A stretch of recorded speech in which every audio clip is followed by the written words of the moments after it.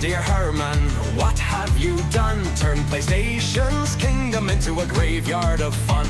You bet all your chips on the long service spree, but the fans only asked for Bloodborne on PC. You whisper to Aloy, you'll lead us to gold, but all that we got was the same game result. Like your service dreams, oh, they burned in the night, like a Discord server in a fanboy fight. Spin, spin, Herman, dance through the fire.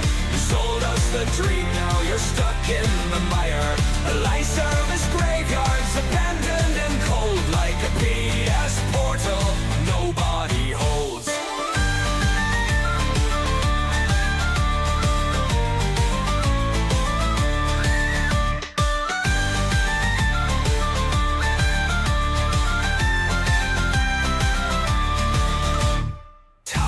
Of gas stations climbing so high, but no one can see through the cash grab disguise. Fair games, oh fair, what a terrible name. Stealing from the rich, Sony's playing that game. You said lip service is future, just give me some time, but now you're demoted, oh what a decline. Naughty Dog stranded, The Last of Us cursed. The only thing alive is your PR rehearsed. Spin, spin, Herman, your fate is unkind. Jorian has left you, now watch Sony blind. Your Horizon obsession, your service collapse. Your legacy's buried in overpriced scraps. A decade you reigned, but the players withdrew. Aloy can't save you, she's also confused. The fans wanted Kratos, they wanted a thrill, but you chased dollar signs and swallowed the pill. Spin, spin, Herman, your tango is done. They stripped you of power, they fired the gun. The studios are tired, the players all fled. Your legacy lives, but only in red. Spin, spin, Herman, your tango is done. They stripped you of power, they fired the gun. The studios are tired, the players all fled. The legacy lives, but only in red.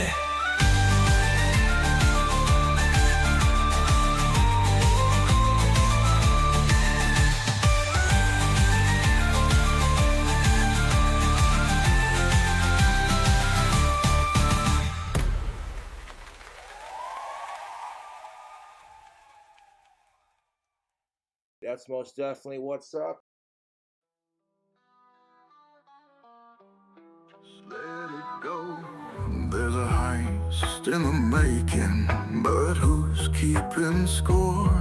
A live service dream they've built before. A treasure worth stealing, but hearts are so cold. They're digging for gold in a market that's old. Fair games, it'll change the world. We've heard it before, it's all been unfurled. From Concord's collapse to the squad disgrace. Another lip service, another rat race. So just let it go, don't build this high. A castle of servers crumbles with time, stealing from the rich. Oh, what a thrill to give to the richer and foot the bill. Once we played heroes with tales to unfold. Now it's battle passes and skins to be sold. We don't need no lobbies or daily quest. Just give us a game that lets us rest. The Justice League's dead before it took flight. Fair games feels like it's chasing that plight. We'll always remember your golden days when storytelling shone in the PlayStation rays. So just let it go.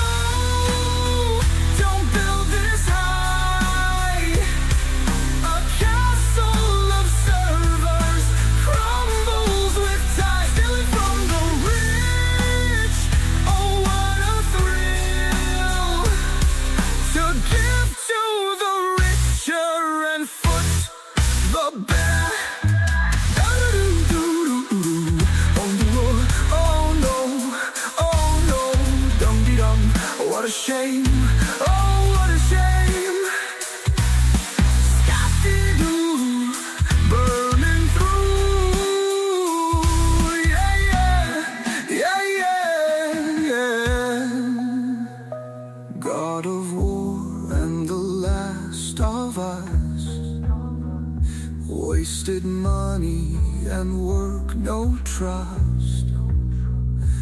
Burning billions and blaming the boys. Herman don't care, he'll just go back to Alloy. Fair games, it's just not your day. Leave lip service to those who've lost their way. Sony, we're begging, just let it go. The world's had enough of this shallow show. Just let it go. Don't build this high. A castle of corruption waste the time. Stealing from the rich. Oh, what a thrill. To give to the richer and foot the bill. Here we are, everybody.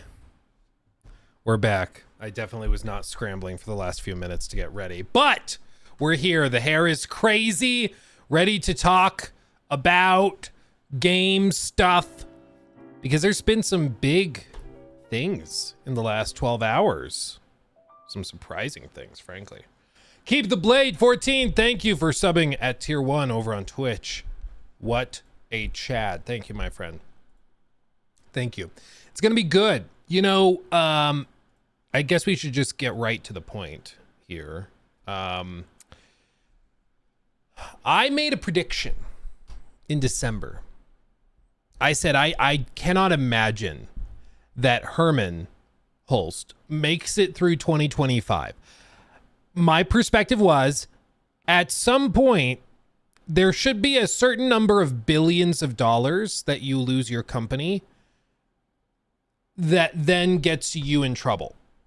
And it seemed like that wasn't the case, because they burned through like 4 billion, just totally wasted, it seems. Oh, like all through 2024. And Herman was getting promoted. It was really bizarre. But there has been an update. There's been a shift.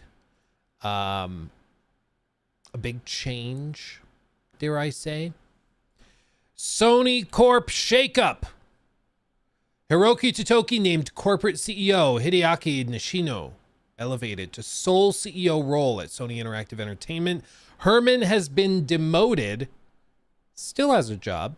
Still making millions. But he's been demoted into the head of the studio business group, which basically, from everything I've gathered, means that he will travel to studios, check in with them, get information about release dates, check on polish, and those types of things. But the ultimate green lighting of the big games and stuff is going to come down now more to this guy, Hideaki Nishino, who was the co-CEO with Herman over the last 9 months or whatever it's been.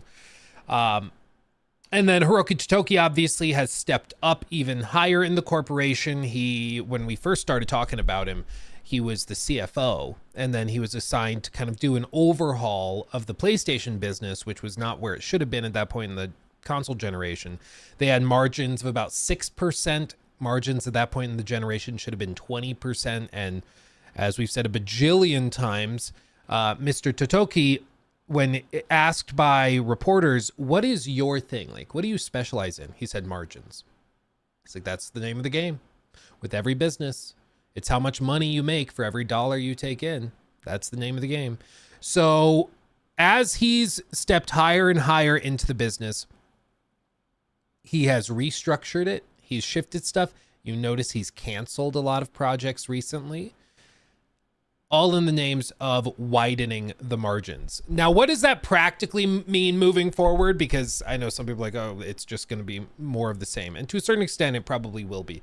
But what it effectively means is, in order to widen your margins, you either need to make more money while spending the same amount, or you need to spend less money while making the same amount, or hopefully both. You make more money and you spend less money on the products that you're selling people. And the easiest way to spend less money is to not waste it on stupid crap. Like, that's the easiest way to just not waste money, is don't waste it on stupid crap that never was going to find success. So don't spend $3.7 billion on a company that is financially incompetent. Maybe don't greenlight a $400 million live service game that literally everybody mocked the second they saw it.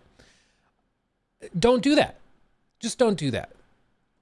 And so what I would expect this probably means is that Hiroki Totoki and the new head of PlayStation, or rather Sony Interactive Entertainment, Mr. Hideaki Nishino, they are going to be much more careful with what they greenlight and when. They're going to double down on currently established franchises, things that are considered safe bets. So more sequels, more remakes, more remasters. A bajillion % they are going to be doubling down and tripling down on PC launches, possibly even day one or very close to it. Because all of this is just going to come down to how do we make more money for the amount we're spending. If we're spending $300 million on Spider-Man 2, we need to have a PC port ready to go. We need to have special promotions to get people to upgrade to the deluxe edition to make more money on each copy. Like, that's the name of the game. And there's no choice. Like, that's what we're doing. But on the positive side, I think it means that they waste less money on these projects that are considered long shots, because the philosophy with live service stuff, I remember talking about it back in like 2020, 2021. The philosophy has always been you make 10 projects and you just pray to the gods of gaming that one of them is successful. Because if you have one Fortnite, you can afford 9 Concords, because Fortnite makes so much money. The problem is Fortnite, Call of Duty, what's another one that just prints money? Monopoly Go, maybe? I don't know. These games are sort of like, they don't just, you can't just will it. If it was easy to do, everybody would do it. You know, that's kind of the takeaway. If it was easy to make a Marvel Rivals, every studio would do it. And they've tried, but they've mostly failed. It's really remarkable when a studio succeeds because it's so difficult. And I think the philosophy with Jim Ryan and Herman Hulst's version of PlayStation was, well, we'll just keep trying and we'll figure it out eventually.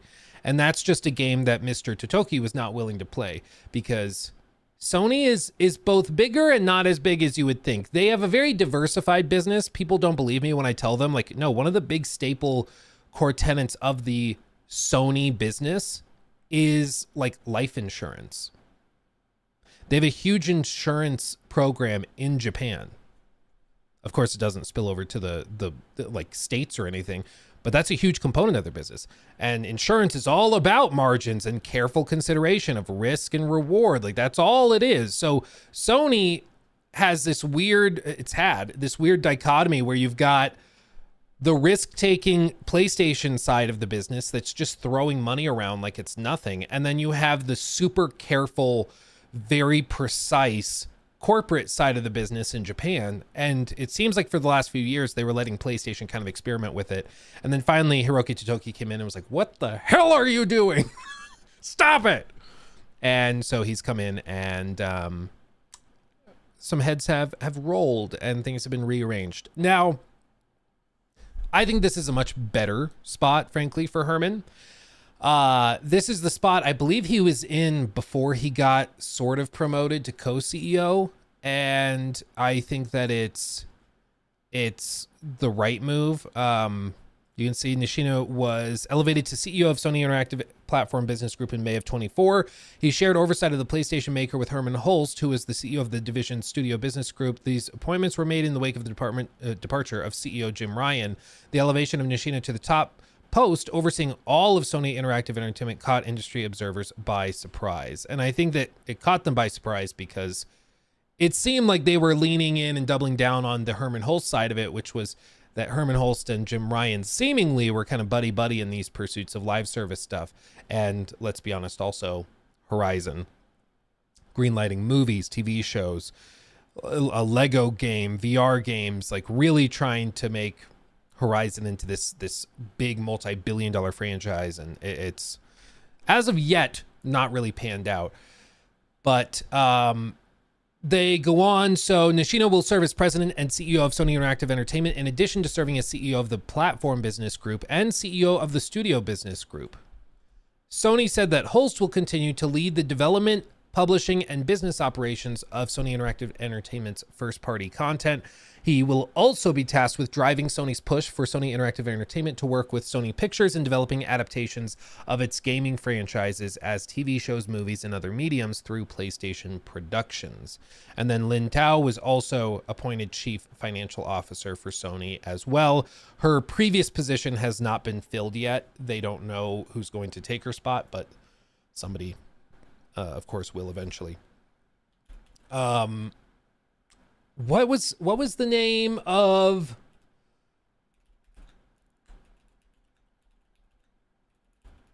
maybe this? Yeah.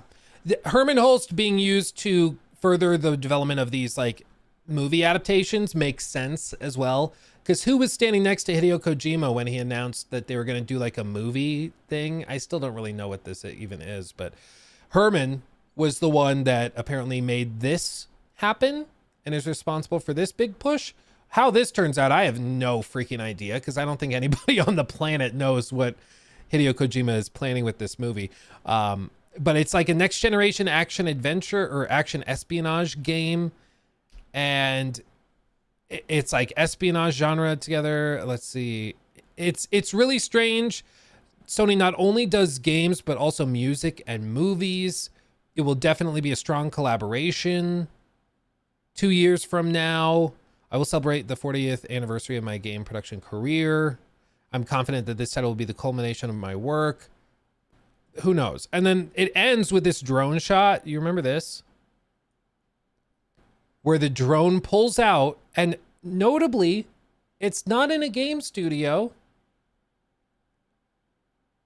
They specifically filmed this at one of Sony's sound stages at Sony Pictures, or Columbia Pictures, Sony Pictures, tomato. It's probably just going to be a movie, probably. Let's be honest, but still. So all of this kind of makes sense. And I mean, if I had to, if I had to keep Herman Holst in a position, that's probably where he would go, or I'd send him back to Guerrilla. But it still is just pathetic to me. PlayStation tweet says it will become optional to sign in for PC port of their games. Oh yeah, we'll talk about that in just a second, Reddit list. Thank you for that. I do have the tweets and stuff pulled up. So yeah, we'll talk about that. If you have it, could you tag me just at Luke Stevens TV in the tweet so it pops up in my notifications, so I don't have to dig for that specific one you're seeing. I guess it's trending. I guess we can just use that because it's here.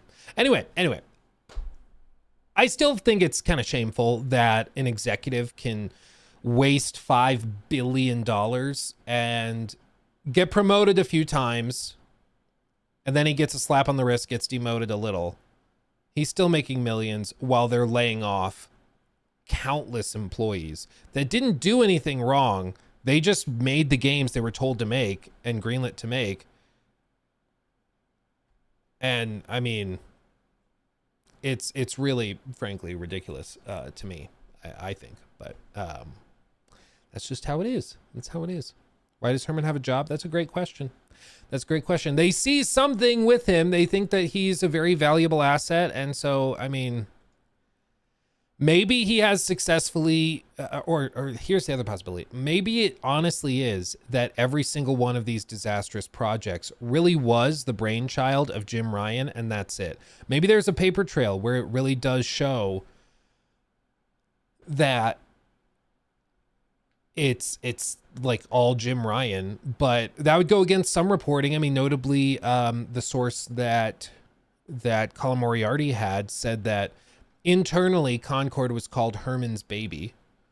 It was considered to be his like precious that he worked very hard on making. And so maybe that's incorrect. Maybe it really was the fact that it was just Jim Ryan. And if it is just Jim Ryan and they booted him out and encouraged him to retire, and now Herman just gets to be head of the studios group, I mean, maybe that is just how it went. It would be surprising because, I mean, it seems like Herman was directly tied to a lot of these projects. And at some point, if you're in the kitchen when the fires keep getting lit and then other people keep getting kicked out of the kitchen, but you're there constantly and you're there when every single fire gets started, I'm going to start to think that maybe you at least had something to do with the fire. Even if you didn't set it, you didn't do anything to stop it. You know, like at some point, I feel justified in being a little suspicious of your decision making. And with this, I mean, it's a big shift. It's a big shift. This, especially, I can't stress enough how irregular it is for corporations to have major shakeups within executive teams in the middle of projects, or middle of like, not just launches, but also just the cycle, their business cycle. It's pretty typical to leave an executive in position through the cycle, and then if you want to shake it up after that, you kick them out. Like you have Sean Layden heading up the business through the PS4 gen, and then you kind of boot him, and you move forward with somebody else at the end of that.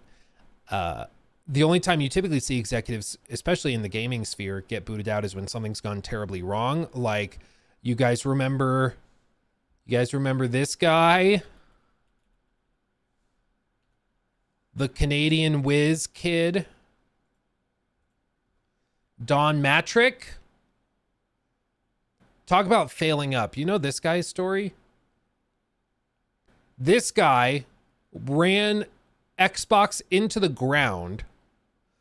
It was like he's the guy that was responsible for the Xbox One being considered a cable box, first and foremost, featuring games. And then he just destroyed that and needed an always online internet connection, saying we have a product for people who aren't able to get some form of connectivity. It's called the Xbox 360. That was in response to a question. Somebody asked him, what about armed services who are fighting overseas and are on military bases, you know, are armed servicemen who don't have steady internet connections? Can they play Madden or Call of Duty on an Xbox One? And he said, no, they can buy an Xbox 360. It's not for them. It's like, oh, not a great answer. He, after all of that, destroyed Xbox and failed upwards to become CEO of Zynga. Like what? What? Got a bunch of stock options. He also failed over there. They were really blowing it. He later resigned as their CEO, and then he became co-president and co-founder of MDGB Capital, which manages a bunch of assets through North America. And he is an advisor to many high-tech ventures such as Photonic, Nordeus, Dapper Labs, and Hivestack. Really, honestly, impressive how you could be so bad and yet still end up running multi-billion-dollar companies. It's shocking. Shocking. Anyway, that's typically what you see is somebody gets booted out in the middle of a disastrous generation. And so to see so many leadership shakeups at PlayStation is really interesting. Meanwhile, you know, Xbox has a core team. I don't like some members of the team. I think that other people within Xbox's leadership might be more effective in those roles, but it seems to be working because the other story that broke today / yesterday was that Microsoft is currently the #1 games publisher in the world.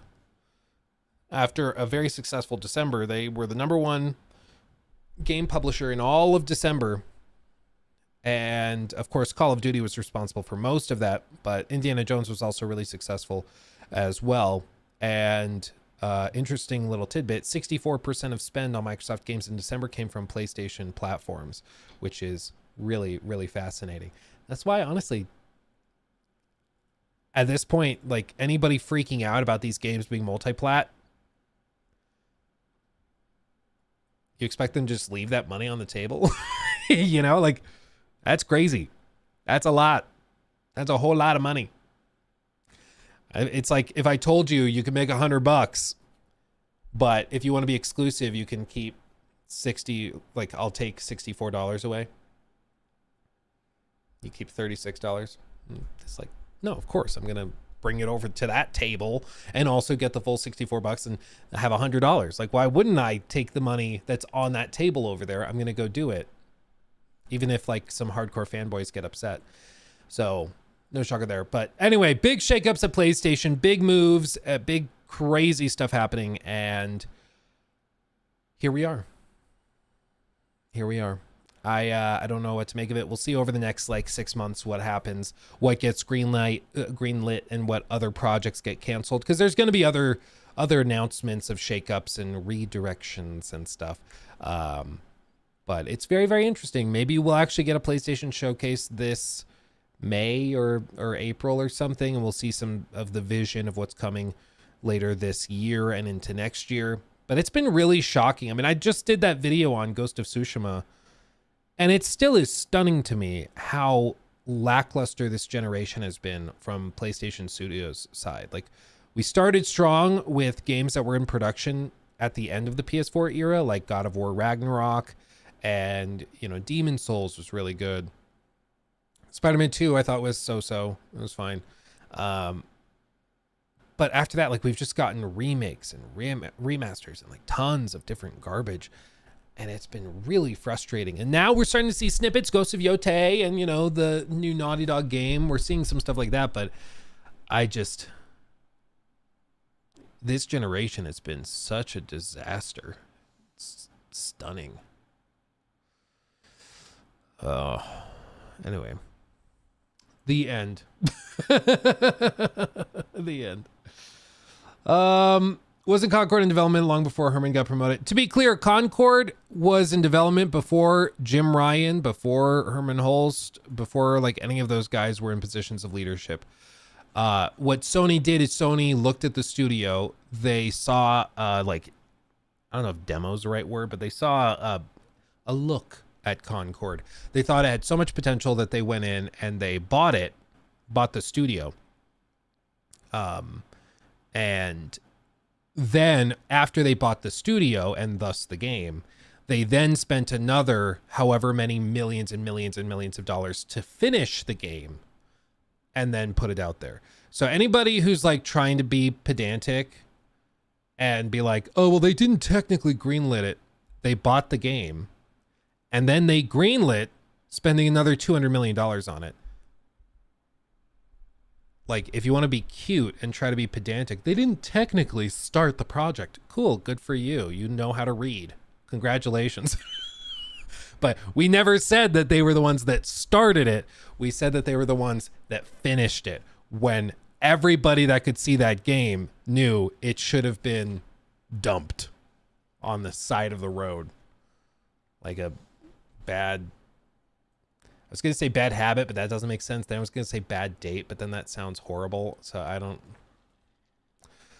know what the saying is. Figure it out for me. I don't know. Kenneth, thank you for 2 months of membership. Hey, Luke, currently replaying the one and only Arkham Origins. Have a great day. You too, my friend. Is now a member. Hey, Luke, I'm currently replaying the one and only Arkham Origins. Have a great day. You too, my friend. Did you not call that Herman shit? Yeah, dude. Sure did. Honestly, though,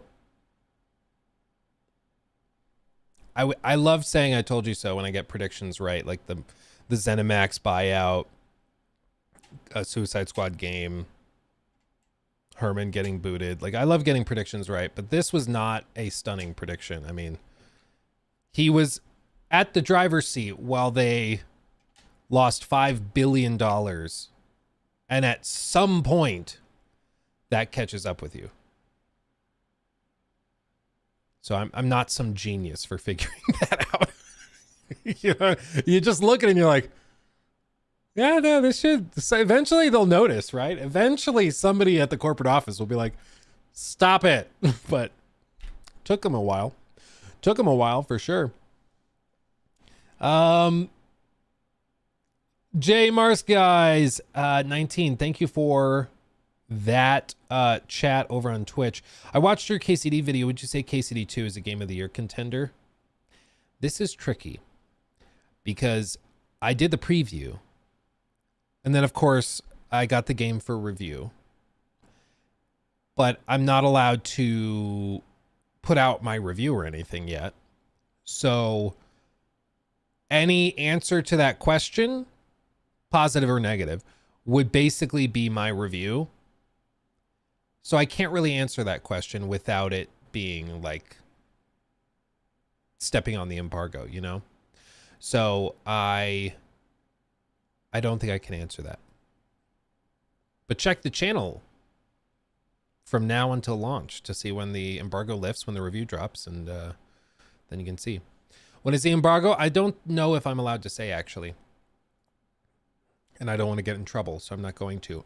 But they did drop this. Did you see this trailer? News Cyber!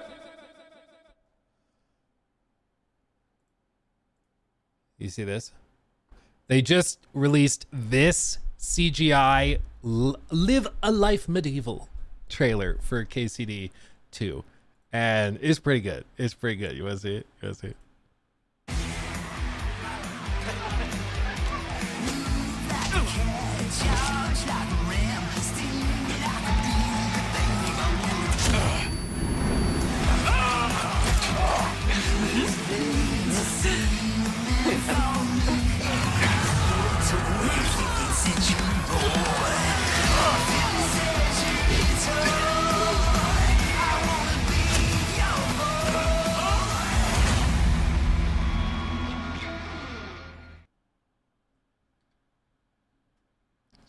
Pretty good. Pretty good. Their marketing team, man. I don't know who they hired. I don't know if this is just Deep Silver, if this is Warhorse or what. Their marketing team has been tremendous for this entire game. Like, I can't think of a single thing where I've been like, oh, they could have done that better. They could have done that better. They're being super transparent, not just with like the spec sheets. Like, for example, they said like, what was it? It was when they gave the stat sheet, they very specifically said that it was not using upscalers. It was running without DLSS. They're like, DLSS frame generation, that stuff's great, but that's to get you additional frames. We are optimizing, assuming you're not using any of that. Brilliant. Love that. They already came out and said that they are Steam Deck approved and certified. That's crazy. That's tremendous. Like, coming out ahead of time, showing all of this is great. The other thing they did, this was also just funny. Payday 3 posted this, and Chicken Man is 1 week away, Heisters. I don't know what Chicken Man is, but they replied to that. Oh, wait, where'd it go? Yeah, they replied to it, and there's like, punching chickens in KCD 2 is also 1 week away, lads. Seriously, they're just like so on top of it with everything. It's so cool. It's so cool. So I've been thoroughly impressed with their marketing team, with how they've managed the community, with all of that stuff. And I mean, it's not actually that easy, because you see some marketing cycles where they just blow it. And they're really, really bad at it. But they've done a good job. They've done a really, really, really good job. I've been thoroughly impressed with them through this whole cycle. But I can't wait to talk about KCD 2. You better believe it. Is it because he has good things to say or bad things to say? And it's going to be dramatic. Who can tell? I don't know. But I'll tell you what, I can't wait either which way. Either which way. Watching the previews was really cool because so many people played it, and I don't think there was a single bad preview. If somebody knows of one, let me know. The only one that I saw that was like kind of not glowing was Joraptor, because Joraptor, he said, I believe he said it wasn't for him. He's like, it's not for everybody and it's not really for me. Which, to be clear, is totally fine. KCD is one of those games, if you've not played the first one, KCD is one of those games that is unapologetic in what it is, and it's not trying to be everything for everybody. It's the opposite of Assassin's Creed Valhalla in like every way, which is probably why I love it and Jor didn't. Because like it is very sim based. It is about immersion first and foremost. It is all about losing yourself in this world, and they don't make it easy. Like, you have to save the game. You either use save your schnapps, or that like you buy or brew, or you go and you sleep in a bed, you know, that you own or you've paid for, and then that saves it. And, you know, there's all of these different systems that people who like to, I'm not saying Joe Raptor does this, I'm talking about other people now, but like some people love save scumming and they love to just F5, quick save. Let me try this stealth thing. Oh, nope, they noticed me. Okay, F6, reload. Okay, try it again. Some people love that. I love the idea. And I love that you can't just save scum unless you've brewed so many weak savior schnapp potions or whatever to then drink them and save scum. But then it's an actual in-game mechanic. It doesn't feel like an exploit because there's a cost in-game for that behavior, which I like. You know, it's why I encourage people, if you're going to play Baldur's Gate 3, don't save scum. Like, don't quick save. Don't do that. Live with the consequences of your actions. You try to pickpocket somebody, they notice and freak out on you and attack you. Probably shouldn't have been pickpocketing them. Hate to be that guy, but probably shouldn't have been doing that. But I that's why I like KCD stuff, is because I love that immersive side of gaming. I love when it's unapologetic in what it is, and it's not trying to be generic or appeal to everybody. It's not trying to be easy so people can get into it much easier for the sake of shareholders. It just is what it is. And I love that, but it's not for everybody. So we'll see. Yeah. Alan, I keep forgetting it was you, Luke, who got me into the first Kingdom Come. Probably one of the best gaming experiences I've had. I'm very glad you got into it after that video. Well, one of the cooler things was after I did that big critique, I found out that they took that critique video and like passed it around at the studio. They like sent an email or put it in the Slack or whatever it was. And they sent it around to the different people working on the game. It was like, let's listen to the feedback.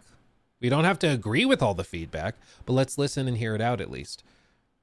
And then they did that with a lot of people. I mean, a lot of other reviewers and stuff. They took in their feedback and listened to what they loved and what they hated and what they want refined and changed. And that's what you would hope to see from game designers, is like, what could we do better? What did you like? And really refine it from there. It's almost like listening to your customers helps you make better products. Who'da thunk it, right? Who'da thunk it? Nerdy Giant, thank you for the 10. Just played about 3 hours of Eternal Strands. Sadly, not for me. Lots of fetch quests and lots of resource gathering. I wanted to like it, but sadly, I don't. Oh well, on to the next game. I think it's on Game Pass, so hopefully you played it that way. Yeah, Eternal Strands, that's the game from, I believe, the some former devs that worked on AC Odyssey. I believe that's their previous, like where that team started from, or a good chunk of them started from. And yeah, it seemed interesting. I have the demo downloaded. I haven't like booted it up yet. Been a little busy, but I do want to try it. Pizza time. It's always pizza time. You better believe it. Yeah. Still playing the first one, as you should. As you should. Yeah. Have I seen the trailer for Astartes 2 yet? No, I saw it pop up on my feed, but I haven't pulled it up yet. I've gotta like put it on the big projector upstairs and turn off all the lights and just vibe. That's what I gotta do. Let's talk about this real quick. New segment. Wario is reporting on X PlayStation Games PSN accounts will become optional for some titles. Players who opt in with a PSN account will enjoy added benefits like trophies and in-game content. This will apply to Marvel's Spider-Man 2, God of War Ragnarok, The Last of Us Part 2 Remastered, and Horizon Zero Dawn Remastered. Interesting. Okay. So, an account for PlayStation Network will become optional for these titles on PC. Players who still opt to sign into a PlayStation Network account will also enjoy added benefits like trophies and friend management. And so for Spider-Man 2, which comes out like tomorrow on PC, early unlock suits, Spider-Man 2099, Black Suit, and the Miles Morales 2099 suit. God of War Ragnarok, you'll get access to the armor of the Black Bear set for Kratos at the first Lost Items chest in the Realm Between Realms, previously only accessible in New Game Plus run, and a resource bundle. Okay. Last of Us Part 2, 50 points to activate bonus features and unlock extras. Jordan's jacket from Intergalactic, the Heretic Prophet as a skin for Ellie. That's kind of fun. And then Horizon Zero Dawn, you gain access to Nora Valiant outfit. Interesting. What a crazy reversal. Because even like a matter of months ago, there were people that were still regularly mass downvoting their PC games for having this PlayStation Network requirement. And it was just such a needless blunder. This is what there's a number of companies that do this, but there's so many needless mistakes that happen for no reason at all.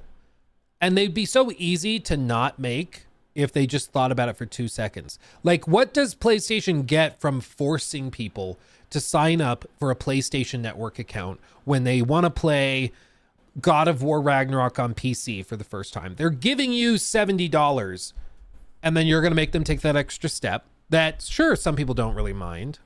Sure, like, do I care that much? No, I live in the States. I already have a PSN account. It doesn't matter to me. It's like an extra field to fill in, and that's that. But for other people that live in areas where you can't make a PlayStation Network account, they just can't play your game now. That seems like a big oopsie. There's other people who don't have PlayStation. They're just PC gamers, and they don't want to make a PlayStation Network account. So why are you forcing them to? You know, what are they getting for it? An email address to spam you with marketing emails? Is that really like that valuable? Maybe it is, but what's that also practically worth? Like pennies versus the loss of a sale from people that are seeing the mass downvotes and like, oh, I don't want to mess with that. Like, why are you making that mistake when you just frankly don't need to? It's such a stupid waste. But it's one of those things where you can tell it's some executive who's like, no, this is the policy. The policy is we put that thing in, you sign up for a PSN account, and that's what we do.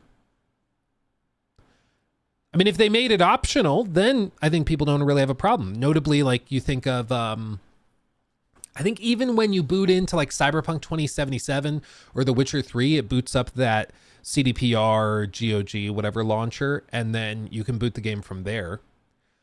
But you don't have to have an account with them. If you do, it makes cloud saves across platforms possible. So if you play the game on, like I remember even The Witcher 3 on the Nintendo Switch, you could have your save file from PC and play on Switch. I don't know why you'd want to play The Witcher 3 on Switch, but if you needed to, stuck on an island or something, you could do that.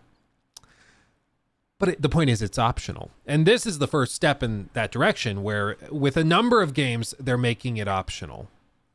Notably, these are all single player games, which was also the main thing. Like if you're requiring a PSN account for like Helldivers, I know some people still, that's where all of this started with the mass downvotes because they removed the requirement at launch because there were so many bugs with it.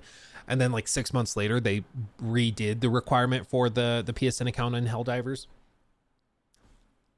And I can understand maybe there why it could be more valuable to do that because like they can track you better and make sure like if you get banned from the game for some reason, they can watched in be quite consistent, some time, you know? but I'm glad to be back. I was wondering, what do you think of the upcoming Until Dawn movie? I don't know why they're making it, dude. I like Until Dawn. Until Dawn is like a game I played a lot when I was, I guess, in college. Yeah, I think college is when we played a lot of it with my friends, passing the controller around the couch. It was awesome. Those were the days, man. I love Until Dawn. I don't know why the hell they're making a movie. The whole point of the game is like choose your own adventure. It's like a campy horror game that's making fun of all of it. Like it just doesn't make sense to me.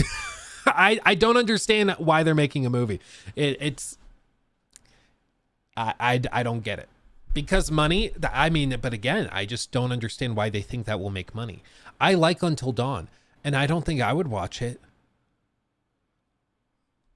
Because like it doesn't, it has nothing that made the game appealing. It's just a crappy horror movie at this point. Like, what are we doing? Yeah, we're gonna look at the Expedition 33 deep dive. Yeah, I've got it pulled up. Don't you worry. Don't you worry. Jinx, thank you for the 10. Have you seen the previews for Forest Rains yet? Looks like Stalker, Bioshock, and Fallout wrapped all into one overgrown Modern Ruins apocalypse. Surprised I've seen no coverage. Forest Rains. Yeah, I don't think I've heard that. Forest Rains. Official gameplay reveal trailer from 2 weeks ago.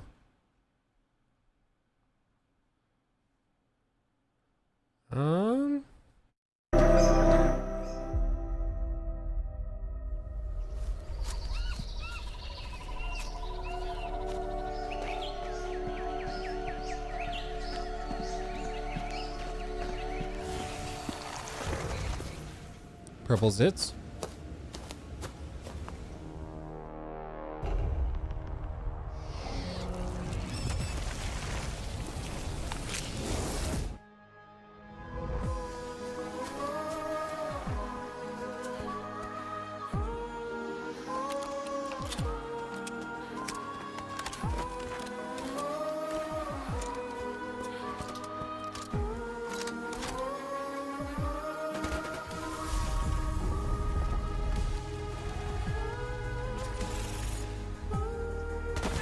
I mean, it looks like your standard indie shooter kind of thing. I feel like there's something off with the trailer. I don't know what it is. It's probably the constant fade to blacks that are weirding me out, but yeah, I would need to see more.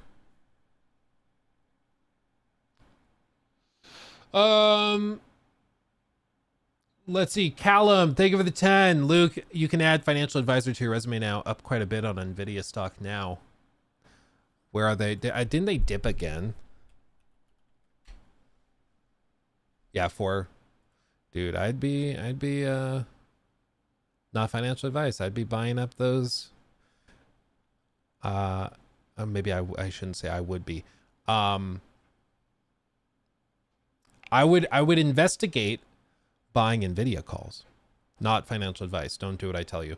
But I mean, I'll tell you, I bought some Nvidia calls like right here, and I'm already up like 20% on all of those, even after this dip, this second dip today, because DeepSeek's really cool. All of the DeepSeek stuff still requires Nvidia hardware. Yes, some of the Mac, like Apple Silicon is capable of doing it too, but they're training all of them on the Nvidia chipsets and everything. So like I'm just not convinced that this is like a big blow to Nvidia. So yeah. Why did Nvidia drop? There's a broader panic in the market right now over AI stuff because the DeepSeek AI thing came out, and the DeepSeek AI stuff is way more efficient than OpenAI stuff. The closest comparison I can make is that the DeepSeek AI thing, think of something you put into OpenAI, a question like, what's a good recipe if I have these ingredients? OpenAI, imagine that's like placing an order. Or sitting at the kitchen island and you ask the person on the other side of the island to make you a ham sandwich. ChatGPT, basically, to hyper simplify it, pulls everything out of the refrigerator and then grabs the ingredients it needs for the sandwich, makes it, hands it to you, and then can put everything back in. DeepSeek just takes out the ingredients it needs and then makes a sandwich and puts it back. So it's way more efficient, which saves computing costs. It saves power. It saves like bandwidth. It saves everything. Like it's a very big deal if it's able to deliver the same result as OpenAI, right? And as a result of that, it can run on very minimal hardware. I mean, people are getting it to run on cell phones and stuff versus, server farms. So that's part of the reason it's freaked out the investing market, is because they're like, well, we were investing based on everybody needing bajillions of dollars worth of all of this hardware from all these companies, and now you're telling me that we don't need all of that, so these valuations don't make sense anymore. But I'm not convinced it's like the end of the world the way some investors are freaking out. And the old saying is, you know, if you're trying to invest, what Warren Buffett always said was, you know, be scared when everybody is being greedy, and when everybody else is scared, be greedy. That's kind of where you have to be. When you see the market take a plunge like this, you could look at it as like, oh my God, the world's ending. Or you can look at it and be like, wow, all of those stocks and stuff I wanted are super cheap right now. Ooh, let's check that out. Yeah. We're all going to be eating AI sandwiches in no time, dude. That'd be good. AI sandwiches are better than normal sandwiches.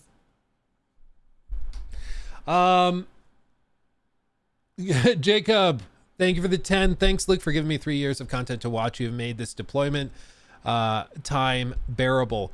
Wow. Well, I'm glad I've made it somewhat bearable. I'm sorry you had to listen to me for 3 years, but I mean, here we are. Thank you, my friend. Hope you're doing well and hope you're safe. Yeah. Didn't Pelosi sell? No, what Pelosi did is she sold. This is why you got to be careful following those guys that are like, ooh, we're tracking Pelosi stocks. Sign up for our course or sign up for our app that trades like she does. Pelosi's year-to-year gains are not actually that impressive compared to like a lot of hedge funds and stuff. So she's not like some wizard that is getting regular 800% returns. Okay. What she did was she did sell like 1 million share or $1 million or $1.5 million or something of Nvidia like in November. But you know what she also did? She opened a bunch of call options for Nvidia. So her position like in Nvidia didn't really change. She just changed how it was set up. Instead of owning shares, she just sold the shares and then bought a bunch of call options because she wanted to free up capital to buy other shares that she could then sell puts on and stuff. So like it wasn't this like big crazy move on her part that she saw DeepSeek coming. No, she lost a lot of money in the last few days too. Like a lot of money. But I saw those posts that were making it out like, oh, she saw this coming. It's like, no, dude, if anything, she made a worse move because she sold the actual stock and then bought options that are now worth a lot less. So if anything, like she made a worse choice. She lost more money than if she had just let it be, you know? But anyway. The other thing with that, and this is the last thing I'll say on it, the Pelosi trackers, those apps that are like, ooh, we track the stock trades of congressmen and women and stuff. If you could do that in real time, it could work. The problem is they find out what these like congressmen and women are trading when they have to disclose it. And I believe they only have to disclose it. It's either at the end of the month or it's quarterly or something. I think it's quarterly. It's not as frequently as you would think. So imagine finding out that Pelosi bought this up and coming stock 3 months ago. Like by that point, the upside, the advantage of knowing that information is probably gone. So it doesn't actually like do you much. You know, it doesn't really help. That's why instead maybe focus on core fundamentals of investing and trading, find good businesses to invest in that have competitive advantages. Like focus on the fundamentals and you'll be fine. Okay. Will you talk about Borderlands 4, or is it not a game you're interested in? I just don't think there's anything to talk about right now. I mean, if they get to the point where they're showcasing more and there's stuff to talk about, then I'm down to. It's just really hard to make content when there's nothing to work with, you know?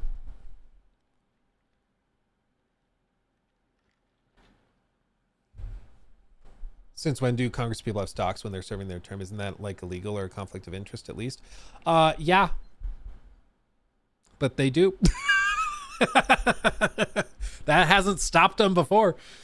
Isn't this like insider trading and like really corrupt and slimy?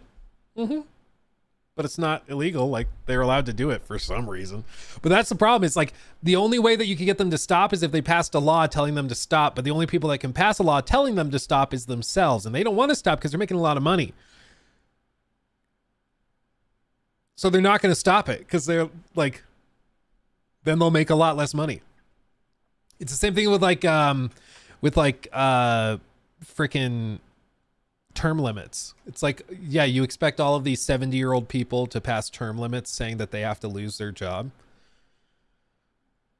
No, they're not going to do that. That's why you need like a lot of young people in there that are like, no, screw you guys. We're not doing this. You know, it's just ridiculous. Yeah, that's why congressional salaries are public record and they're all magically worth millions more than what they've been paid. Yeah, I think like they make whatever, 250,000, 300,000, something like that, which Washington, D.C. is the most expensive city or place really in all of America. It's unbelievably expensive to live there and just exist there. And so $300,000 in Washington, D.C. is not actually like that crazy a salary. That's probably like 100 everywhere else in the country, 150 everywhere else in the country. Like they're not going broke, but Washington, D.C. is ungodly. Those zip codes are super rich. And yet after making 300,000, somehow they all end up worth like $200 million. What? Yeah, there's projects in DC. Yeah, there's some very poor areas. But that's why I should specify there's zip codes in DC that are the most expensive zip codes in all of America. Like there's certain zip codes that I'm sure are not there, but some of the zip codes in DC are freakishly expensive. And that, of course, is where all of the senators and all of the House members live. But yeah, it's just a mess and stupid, but it's always very suspicious when somebody is making 200,000 a year and then all of a sudden they're worth $200 million and you're like, that math ain't mathin'. How did that happen? How'd you do that? This isn't lining up. This doesn't make a lot of sense. Yeah. It's not suspicious. It's everybody knows how they're doing. Yeah. I mean, it's the most non-secret secret in the world. Like everybody knows it's slimy and they're doing insider crap. But because of this, like how the stupid stuff is set up, this is where we're at. There's no real change. Okay, close that. We talked about that. We talked about that. Let's see.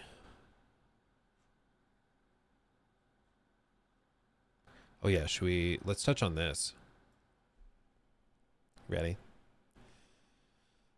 News segment.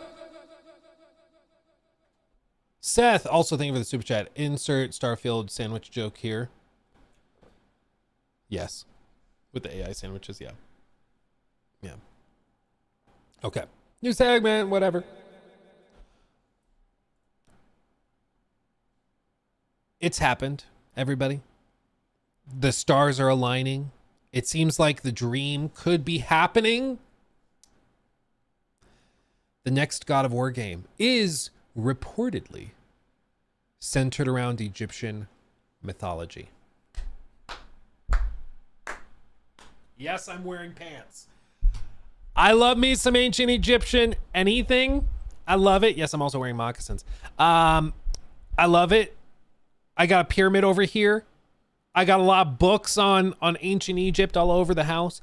I love it. I ramble about it constantly. I play Thousand Suns in Warhammer 40k because I love ancient Egypt themed stuff. I just love it. Don't know why. It's probably some childhood trauma or something that I hold it so dear, but I just find it fascinating and I love it. I love it. I love it dearly.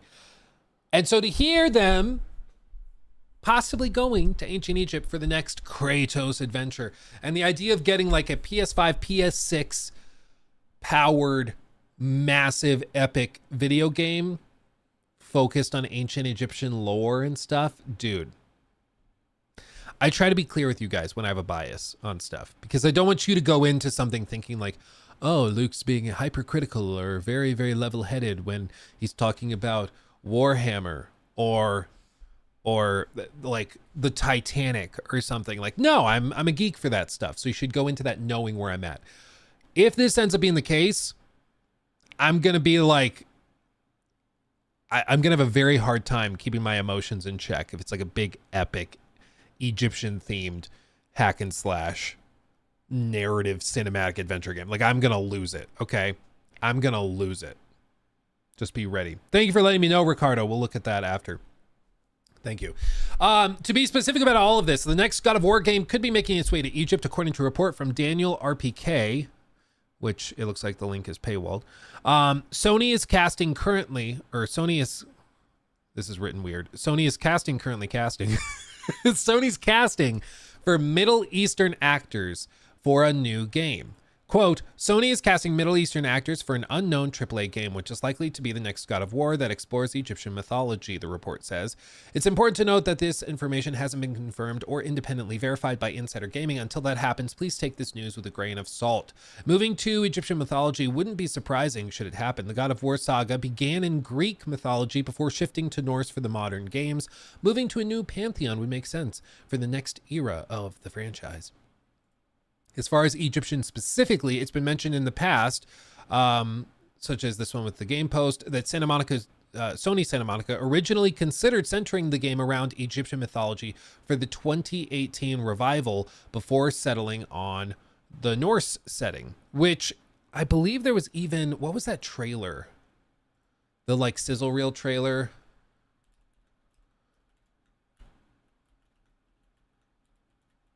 What was that? I forget where it was. You know, the one where it's like in the cave and Kratos turns over his shoulder. Do you know what I'm talking about? And it was going to be on like a DVD or something. Do you know what I'm talking about? What was that called?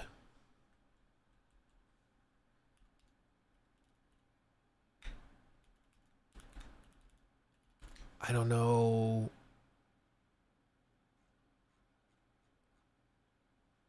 Oh man, that's gonna drive me crazy. I see it in my head, but I don't know what to look for to find it. Crap. Do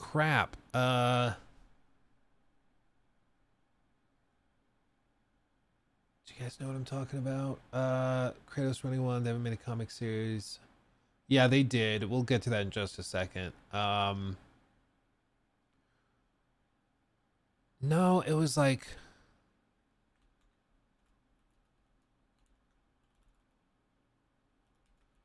Was it in Raising Kratos? Is that where they showed it? Oh man. How can I not find this? Maybe it was in Raising Kratos.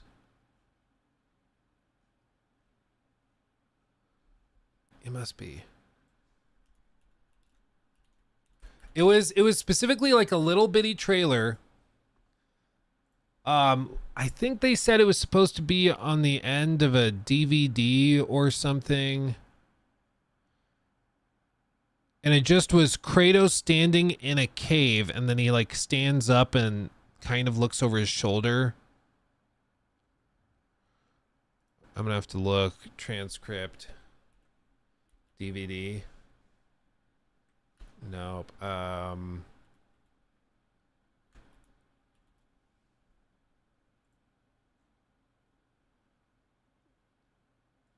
No, not there. Oh man. Raising Cane's always, dude. Man, that's gonna drive me crazy that I can't remember where it was. Oh well.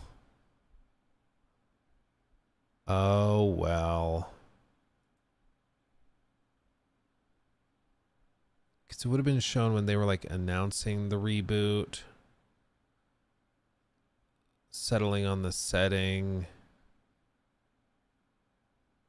It's music, casting, first playable, more casting stuff.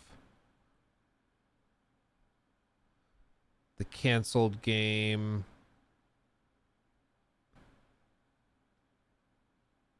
Yeah, I don't think I'm going to find it. Damn it. Damn it. Oh, well. Ascension.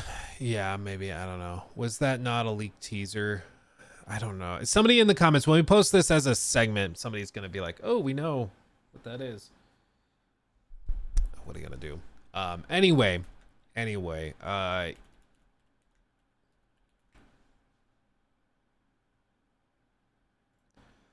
So there have been other things where they've experimented with Kratos going to Egypt. For example, there's like comics and stuff where they show Kratos going to Egypt and passing through there on his way to Greece. So there's stuff that confirms that that's at least an option, and it shows that they kind of did a proof of concept exploration of the world, what Egypt would be like in this universe. So it's an option. And this report, as they said, has not been backed up by anybody. It's just the one group that's saying it at this point. So of course you should take it with a big grain of salt. Unfortunately, I would love it if it was confirmed, but that's all we can really do. I think the first pitch I gave was that, I can't read. I think the first pitch I gave was that we wouldn't even know what was happening, creative director Cory Barlog said. So it was Kratos walking through the desert, because we were, in my mind, still doing in Egypt initially, wind, sand blowing all over the place as it's kind of crawling through, and then kind of stands up over a dune and checks out this really fantastic ancient city. Oh, is this the link to it? This. Oh God, why didn't I just keep reading the thing? Okay, I found it. This. It was raising Kratos. God damn, I'm good, but not good enough. I think the remainder, or the rest of the studio, the rest of the team, we had really worked together, this core group of like 11 people, to find the best sort of version of what we were talking about.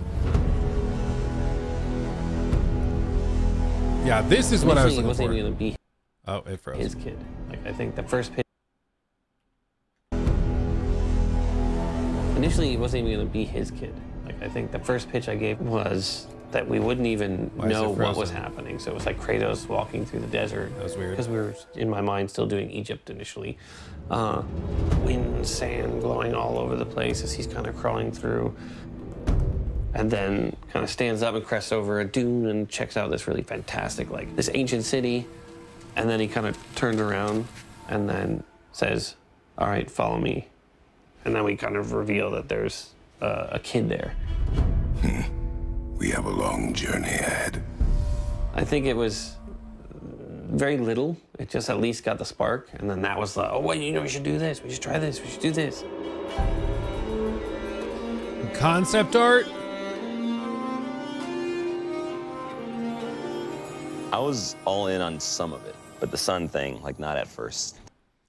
So anyway, this is something they've thought about for a while. And after doing the Norse thing, it's lined up. I mean, the thing about God of War as a franchise is you literally run out of gods eventually.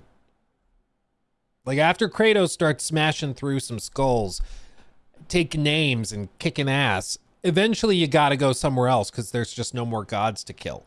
So it makes sense that they would shake it up and move somewhere else. And I also, I mean, I know some people were upset that Ragnarok was rushed, and I get it. It was kind of rushed.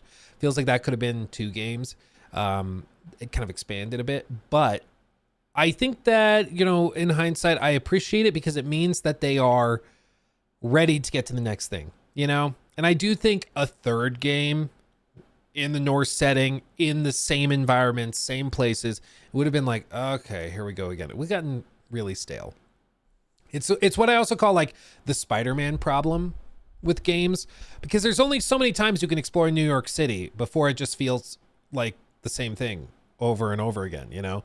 And they did some stuff with Spider-Man 2 to expand it, have new areas, you know, it's freshly decorated, there's new missions and activities and stuff, but ultimately it's the same city, you're exploring the same places, even if it's reworked. It's the same kind of place. So shaking it up by traveling to a different area can be really, really nice. It's why the movies also do it. I mean, like Far From Home or whatever it was called, where they went to London. Like, easy way to shake it up and make it a little bit more exciting. But with this, shaking it up completely, going from the Norse setting to an Egyptian setting, totally different art styles, totally different enemy types, totally different everything. Music, everything shifts and changes. And I love that because, again, like, we're in an era where it's just remakes, remasters, and sequels. And a lot of the time, because of that, there's just a lot of samey stuff coming out. And, you know, we joke all the time about the new meta being like popping purple zits with a first-person shooter or a third-person shooter. And it feels like every game is just a slightly tweaked version of another game that came out 6 months ago. So to have something totally fresh and different, I'm here for it. I'm here for it. I hope this is actually happening. It's, of course, just speculation and rumors at this point. But I think it makes sense. And ultimately, like, the rumors and stuff are coming from Daniel Rickman, who seems has a full Patreon dedicated to leaks and rumors and stuff that people subscribe to. And that person is saying that they are actively casting Middle Eastern actors. And like, if they're actively seeking out Middle Eastern actors, I'm not sure what other type of game would line up with that, you know? You never know. I mean, you never know, but still, it would make sense if they were working on a God of War set in Egypt. Maybe you do it, you know? I'm pleasantly surprised they're not just going to cast Troy Baker in all of the roles, but you know, or who was it? It was who did they cast as Nadine? Was it Laura Bailey? Is that who they cast there? And then they got accused of doing digital blackface and stuff. That was a whole debacle. If you guys don't remember that, that was a whole thing when people found out that was Laura Bailey and like, but the character's black. They're like, yeah, it was that was a whole thing. Simpler times, the PS4 era, 2016, you know, with Uncharted 4. A different time. A different time, man. Oh, I forgot about that, man. That's funny. I forgot about that whole thing. There were some people who got real mad about that. It was freaking funny. And just to spite them, he cast her as Abby right after that, which was a little funny. It was a little funny. So anyway, God of War in ancient Egypt, maybe? Question mark. Here's the face for the thumbnail, Jacob. Or no? There you go. That's how you do YouTube now, right? You just make a stupid face. Fill the title with emojis. Is that how we do it? Kratos versus Cthulhu. Dude, that would unironically be amazing. Imagine if there was a game where it's like Kratos trying to fight Cthulhu, but it's like Lovecraftian horror and it's really disjointed and trippy and mind-bending. Ooh, baby. I think we're on to something. I think you're right, Frowsy. Or Fozzie. I think you're onto something. Kratos versus Jesus.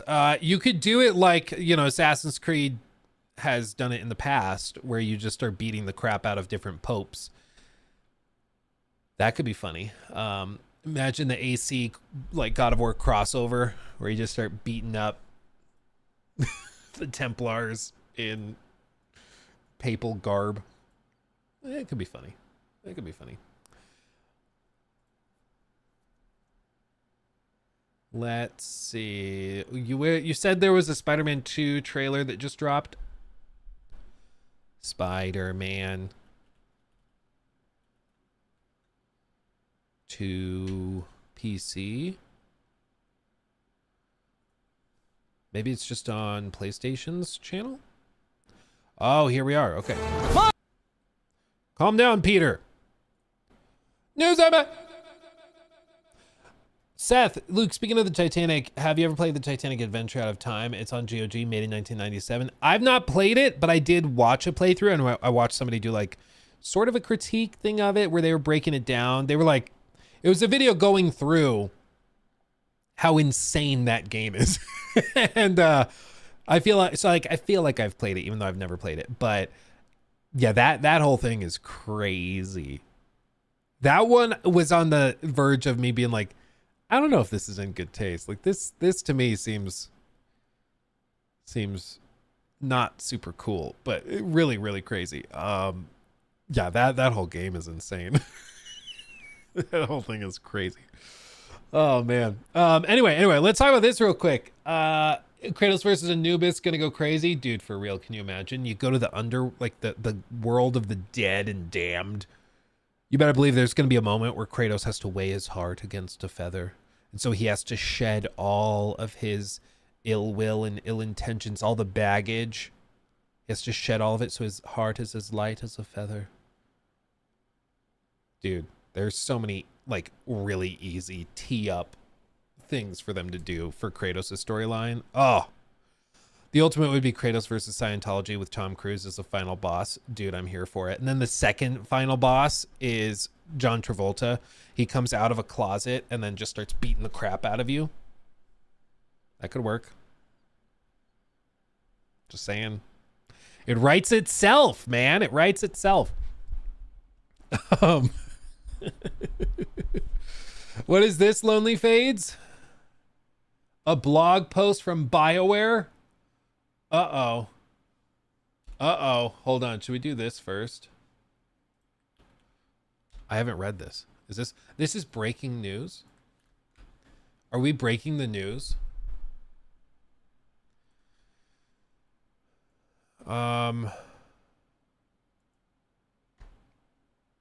Okay. Okay, you ready? News of it. New breaking news update over on the blog for BioWare. Shout out Lonely Fades for finding this and sharing this in Twitch chat. I've not read this yet. Let's see what it says. Quote, "Hello everyone. This is by BioWare. The one and only BioWare. Hope he's doing well today. Today, we are turning towards the future. And preparing for the next chapter in BioWare's story. As we announced in August of 2023, we are changing how we build games to meet the needs of our upcoming projects and hold ourselves to the highest quality standards. Now that Dragon Age the Veilguard has been released, a core team at BioWare is developing the next Mass Effect game under the leadership of veterans from the original trilogy, including Mike Gamble, Preston, Matamaniuk, and Derek Watts, Parrish Lay, and others. In keeping with our fierce commitment to innovating during the development and delivery of Mass Effect, we have challenged ourselves to think deeply about delivering the best experience to our fans. We are taking this opportunity between full development cycles to reimagine how we work at BioWare. Not sure what that means. Given this stage of development, we don't require support from the full studio. We have incredible talent here at BioWare, and so we have worked diligently over the past few months to match many of our colleagues with other teams at EA that had open roles that were a strong fit. Today's news will see BioWare become a more agile focused studio that produces unforgettable RPGs. We appreciate your support as we build a new future for BioWare.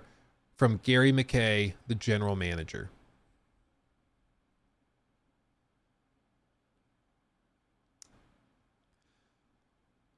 Okay. What this reads like to me, putting it through, actually this could be funny. Should I ask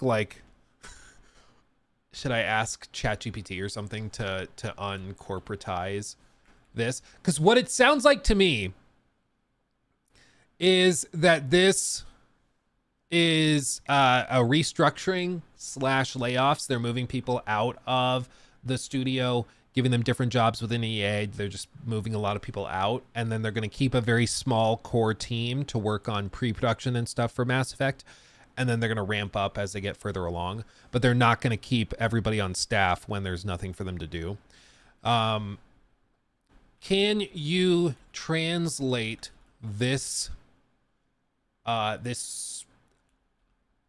maybe update from corpo speak to normal English? Let's do that. Okay. Let's see what they say. Kind of curious. Normal English. Hello everyone, we're making some big changes to BioWare.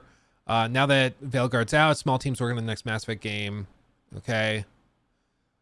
We don't need as many people working on it, so instead of keeping everyone on board, we were trying to find other jobs for some of our employees within EA. In short, we're laying off a bunch of people, but framing it as a necessary step to make BioWare leaner and more focused. We appreciate your support while we downsize. Yeah, that's about right. That's about right. Even ChatGPT can see through it, dude. That's pretty funny. In short, we're laying off a bunch of people, but framing it as a necessary step to make BioWare leaner and more focused. We appreciate your support while we downsize. That's the essence of what they're saying. Yep. Checks out. Checks out. That's funny, dude. Yeah, I mean, here's the deal. The report just came out from one of their investor calls where they expected to sell 3 million copies. And what they said in the call was that they engaged 1.5 million players, which does not mean sold 1.5 million copies, because if they meant that, they would have said that. So my guess is they might have sold like 1.2, 1.3 million or something. And they're counting people who played with family sharing on. They're counting the people that played the game and returned it on Steam. They're counting those people in that engaged number.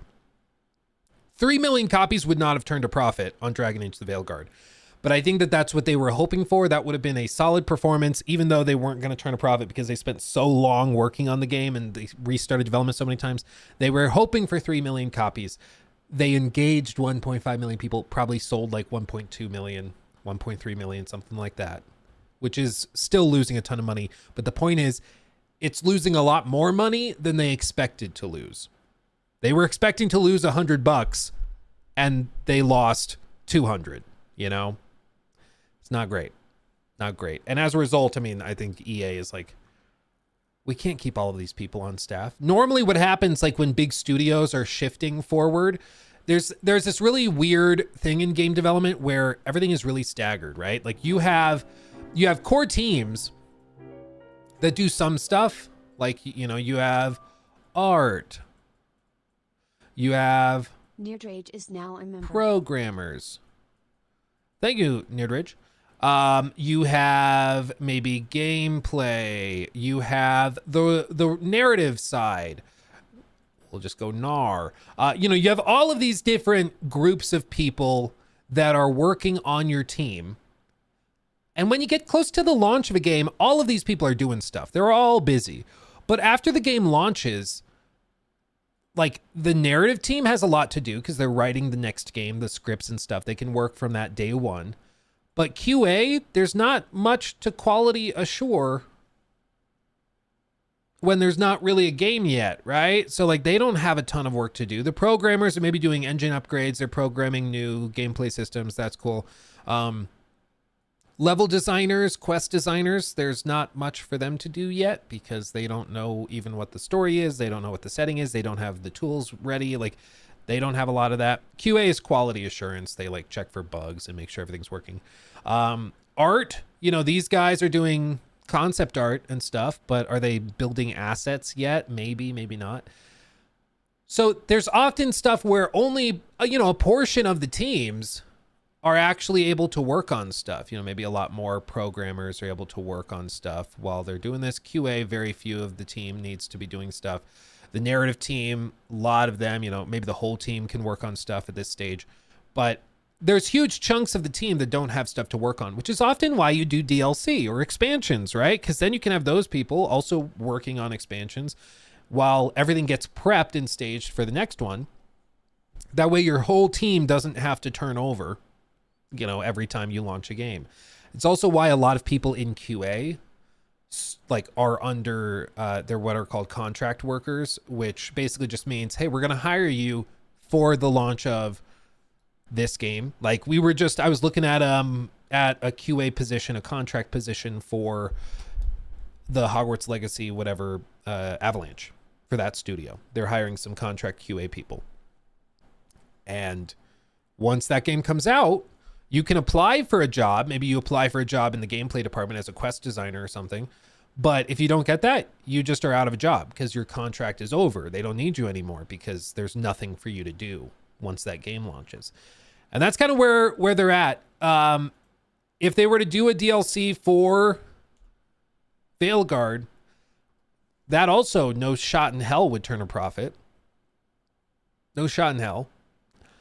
So they're not going to do any DLC, no expansions or anything. And now they're at a spot where they have huge chunks of the team that have nothing to do, probably for like a year or two, while they're doing pre-production on all of this stuff. Because pre-production on RPGs is a big ordeal. It's a huge thing. For years, you're trying to plan out all the cool mechanics and all the things you're going to do. Because again, for all of game development, you pretty much have to have everything in your dock from the outset. You got to know, are we going to have ladders in the game? Are we going to have, a system where you can fast travel? Are we going to build that into the game? If so, what does that look like? Is it just from menus, or are we going to do a God of War thing where you pull open the door and then you go into like this middle area that's kind of staging? Are we going to do a seamless story? Or are we going to break it up? Are we going to have an inventory system? Are we going to have loot? Are we going to have an upgrade system? Are we going to have skill points? Or are we going to tie it to player XP more generally? Like, how are we doing all of that? You have to have all of that built out and planned so you can hand it to the programmers, hand it to the designers, and they build it out. And that takes time, especially for big RPGs like Mass Effect is expected to be and kind of mandated to be. And so this just screams to me, we just would have nothing for the team to do. And so we're going to find them other positions and try to stay busy that way. Which I honestly like, as if they found them other jobs within EA, that's cool. That's cool. I'm glad they didn't just have to fire people outright, but let's not sugarcoat it too much. I mean, this to me is pretty clearly a massive downsizing of the team. Almost certainly in response to a lackluster performance of Veilguard, and they're going to try to win some redemption with Mass Effect, but I think it's going to require some pretty sizable and significant changes within BioWare. But it sounds like they don't have a whole lot of stuff done for the next Mass Effect, which could actually be good, because it means that they can look at the reception of Veilguard and very intentionally go the opposite direction. Now, will they? Time will literally tell. We just don't know yet. In my experience, when a studio's culture and a studio's executive staff is misguided and misunderstands what gamers want, they don't magically go 180 degrees when they see a game do poorly. Typically. I mean, the old joke is you can't teach an old dog new tricks, and I think that that's generally true. Because if they thought that Veilguard was like super badass slay, I don't think that they will magically reinvent their standards for Mass Effect. I just am not sure about that. Maybe because it is different people. The people working on Mass Effect are veterans of Mass Effect, but it's still ultimately the same studio. Of course, some of the head people that worked on Veilguard are not working on Mass Effect. Some of them have even left BioWare completely, but time will tell. Without a doubt, though, you should go into it very skeptically. The whole thing, Veilguard was such a roller coaster because that preview that we saw at Summer Game Fest, I thought looked really solid. It was technologically and graphically very impressive, even if that first trailer was donkey ass. And then we got the preview event where they showed us the game and we got to play it for 7 hours. And what we played, the very carefully selected areas, was also pretty impressive. But as I said in my preview video, I was like, it's possible that we are playing the only good parts of the game, and they've just not shown us the boring, lame parts. And turns out that's kind of what it was. They heavily implied and suggested that there was a lot more to see, lots of big choices to make, big consequential stuff to do. And it turns out no. I mean, they showed us all the consequential stuff within that demo, and that was it. Like, that was the whole thing. So it was such a roller coaster. And then the review process was bizarre. They were telling people, we're going to send you review codes. And then they just didn't. And then we said, are we getting one? My audience is expecting a review. And if I'm not getting it, cool. I just need to tell them, no, you're getting a review code. Then they ghost us for a week. Day before launch. We're going to get you the code later. Never get the code. Launch day. We're going to get you the code probably today or tomorrow. And then they fully stop responding. It was really, really bizarre. Really bizarre. And again, going back to like unnecessary mistakes, that is the definition of an unnecessary mistake. They clearly wanted to inflate the Metacritic scores, but we're in an age, unlike with Twitter, X, whatever, with social media, that will get out. If it's clear you are very carefully hand selecting reviewers to try and buff your score, people will find out and realize. And what did you see? You saw people flooding to SkillUp's review, which was not nice. They were not kind. You know, they were not that kind. SkillUp did not like the game. and that video has like 2 million views or something crazy like that. You know, people went to where the review was and saw it wasn't great. You know, that was a big miscalculation on their part. If they thought that SkillUp was going to be gentle and was not going to like it, oh man. Yeah. So anyway, I can't say I'm surprised with all of this. Veilguard was such a bizarre thing, a real roller coaster ride. Initially, I was like, oh, maybe they did this. See the preview. Oh, there's some really cool stuff. If what they're telling me is true, this could be amazing. And then they start ghosting. They get really weird. They stop communicating clearly, and then the reviews start dropping, and there's some big red flags. We play the game, and it literally is just a group therapy simulator. And it's like, oh, okay. No, I don't know if they lied or if they just were huffing their own BS, you know? I don't know what it was, but I can't say this outcome is shocking. What is shocking is how easily ChatGPT saw through it. That's pretty freaking funny, I'll tell you what.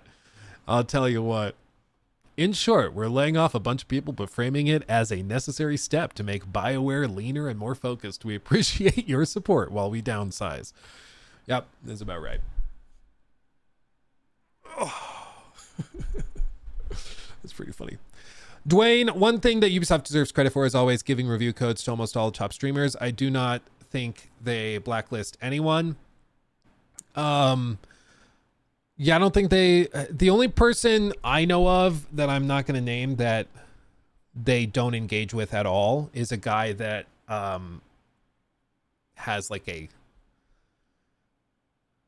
maybe I shouldn't be too specific, but has a very troubled history. Like the people that you would expect to not be taken that seriously. You know, maybe lolcow levels of people. You know the guy? Yeah, okay. Yeah, it's there's people like that. Yeah, Diddy. Yeah. They've chosen not to engage with Diddy with review codes. Look, we keep emailing him. He's not getting back to us. I don't know where he is. What's going on? Oh, man. No, Asmon. Honestly, no. I think they probably would talk to Asmongold if he wanted to talk to them. I don't think he's interested. Like it's not. He's not what you call like a part of Asmon, or he's not what Ubisoft would consider part of their target audience. You know, like Asmon is not their target audience. He's just not. Which is okay. I mean, clearly they sell millions and millions of copies of all these games. There's other people out there, but I think Asmon is definitely not their target audience. Yeah, I'm thinking of somebody else. Don't get it twisted, but Yeah. And I called, I mean, you want to know one of the funny things? As you guys know, I called Assassin's Creed Valhalla a travesty of open world design. I thought it was terrible. As I said in my Shadows preview, I said, I think it is the encapsulation of everything wrong with modern AAA games. Valhalla was just a train wreck, just a disaster. But they still will reach out with, you know, the chance to play the games at previews, with review codes, with all that stuff. And I spoke to a person that works at Ubisoft at a thing last year. And the person that worked at Ubisoft was like, honestly, I'm surprised that they still invite you to this stuff. I was like, what do you mean? He's like, well, you've been kind of harsh on some of the Ubisoft like executive decisions, like on the CEO. Like you openly have called for the CEO to be fired. Like, he's like, I'm honestly really surprised that they still invite you and that they haven't like cut you off or whatever. I was like, I mean, I don't know why they don't either, because I've had other instances where I've not been that kind to people in the industry, or at least I've been a little maybe crude to people, you know, that work there. I've called some people for what I would consider like borderline criminal scams they pulled on their own customers and fans. I called those people evil. And then all of a sudden they stopped responding to emails. They stopped talking to me.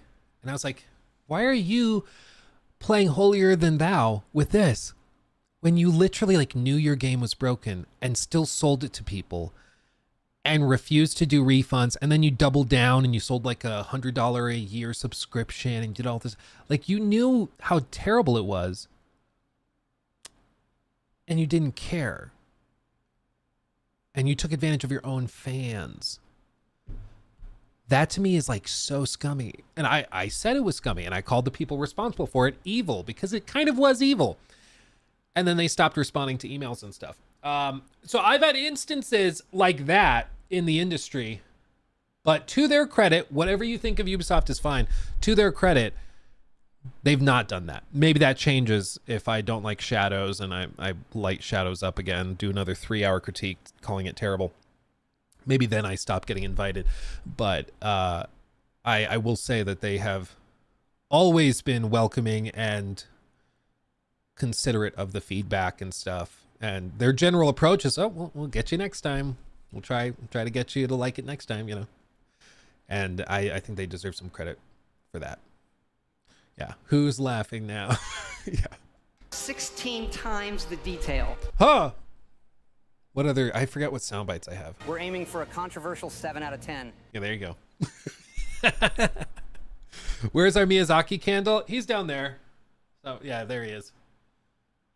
There's Miyazaki. Kojima's on the other side. I need a Phil Spencer candle. That's what I need. But then, like, this is the problem is, like, it was one thing when we were a really small YouTube channel and, like, I like, we could do jokes like this, like having a candle of God Howard or a cardboard cutout of him and make jokes about taking him to bed and stuff. Now, when we go to, like, Summer Games Fest, we see these people. Like, we openly call the patron saint of modern gaming, of course, the one and only Jeff Keighley, the Dorito Pope. If you are a member, you should put the Dorito Pope emote in chat. You should do that just so people in the clip can see it. And it goes back to like a meme from 2012 or something. If you just Google Dorito Pope, I mean, it pops up. And it goes back. I forgot some of these pictures, man. Some of these are amazing. But it goes back to this thing that happened years ago, people dressing up as him, where he did this interview about Halo 4, and he's just surrounded by Mountain Dew and Doritos and everything. So they started calling him the Dorito Pope. It's really funny. Apparently, he doesn't really like being called that much, but I think it's really funny. So we like joke about it, we make fun of it, we do it. But sorry, I just forgot how ridiculous it is. But then like you go to Summer Game Fest and you see these people like in person, and then it's like, oh, I hope they found it funny too. Because if they didn't, this is gonna be awkward. But it's just so freaking funny. Like, what am I supposed to do? Not call him the Dorito Pope? Praise be unto him. Come on, man. That's pretty good. Oh, I still have never like met or spoken to Todd, but I always have wondered if he's been shown by people in the studio the videos of my cardboard cutout of him and stuff, which is pretty funny. It's pretty funny. Oh man. If I go to Summer Game Fest again this year, maybe I'll just carry around a bag of Doritos, and if I meet Jeff, I'll give him to him. He's gonna, you have to leave. He kicks me out immediately. Oh, it'd be funny though. This is like, it's video games. We're supposed to be able to have fun, you know? We're supposed to be able to have fun. It's silly, okay? We've all done stupid stuff. We should be able to joke with each other. It's okay. It's okay. But you just never know, man. Some people have really thin skin. It's funny. Like all the time. I'm sitting here in a shirt. I've got the AC blowing. If you're like, hey, Luke, it looks cold in there. And I'm like, oh, yep, about 1/8 of an inch. That's okay. Even if I'm sitting here in a t-shirt nipping, it's okay. You can make fun of it. It's silly. We're having a good time. We're having a good time. It's not that serious, okay? We're talking about video games, for God's sake. Dude, oh, that would be the greatest reversal, is if I see Todd and then he casually mentions that he has a cardboard cutout of me, and then he shows me a picture of it, you know? that'd be pretty freaking funny. It's like, where can I get one? Oh man. Okay. Let's talk about this real quick. News segment. You ready? Are you ready to talk about Spider-Man 2? This has been one of the weirder things I've seen from PlayStation. They've had this policy typically where they have a game coming to PC. They do like a PC spec sheet that drops a week or two before the game launches. They do trailers, they do a bunch of promotional stuff. But for Spider-Man 2 coming to PC, they've done pretty much nothing up until what, 44 minutes ago? 44 minutes ago? And, you know, I even had stuff pulled up because just this morning they hadn't done an update. Like just as of this morning, yeah. Charlie tweeted this out. 1 day until Marvel Spider-Man 2 is meant to be launching. Still can't buy the game on Steam or Epic Game Store, and still no system requirements. What's going on with this release? It's really, really bizarre. And then, like, you know, just a matter of minutes ago, they update it. It's really strange. So what did they showcase? Well, they have the features trailer. Let's go! God damn. Captured on PC. Upscaling and frame gen. 60x9, 21x9, and 32x9. Ray trace, shadows, and reflections. Improved ray trace reflections. We can fight this thing together. DualSense support. What's the matter? Two Spider-Men too tough? Bada bing, bada boom. Now, to be clear, this is coming from Nixes, I think. Is how it's pronounced. They have done a lot of other stuff. I mean, they've worked on other PC ports. And they're one of the good ones. This is not Iron Galaxy. Iron Galaxy, they're the ones that did the remakes of like the Last of Us Part 1 that was memed on so hard. They did that. But as you can see, they did The Last of Us Part 2 on PC. They are doing that. They did Horizon Zero Dawn Remastered on PC, which was a really good PC port. Ghost of Tsushima Director's Cut on PC, really good PC port. Horizon Forbidden West Complete Edition, Ratchet and Clank Rift Apart PC, Marvel's Spider-Man Miles Morales on PC, Spider-Man Remastered on PC. Like, they've done a lot of these ports for PlayStation, honestly. And like all the ones they've worked on have been really, really solid as far as I'm aware. So they're one of the solid studios. It's the marketing that's been so strange and just weirdly empty and non-existent. But if we look up this, does Insomniac have the performance sheet up yet? Insomniac Games. Yeah, so they've got the feature sheet here, and if we go to their Steam page, let's try that. Here we go. They actually have the full Steam spec sheet. Why they took so long to release it, I honestly don't know. I kind of am wondering if part of this was waiting for that announcement that they weren't going to require the PlayStation Network login, because now that's optional.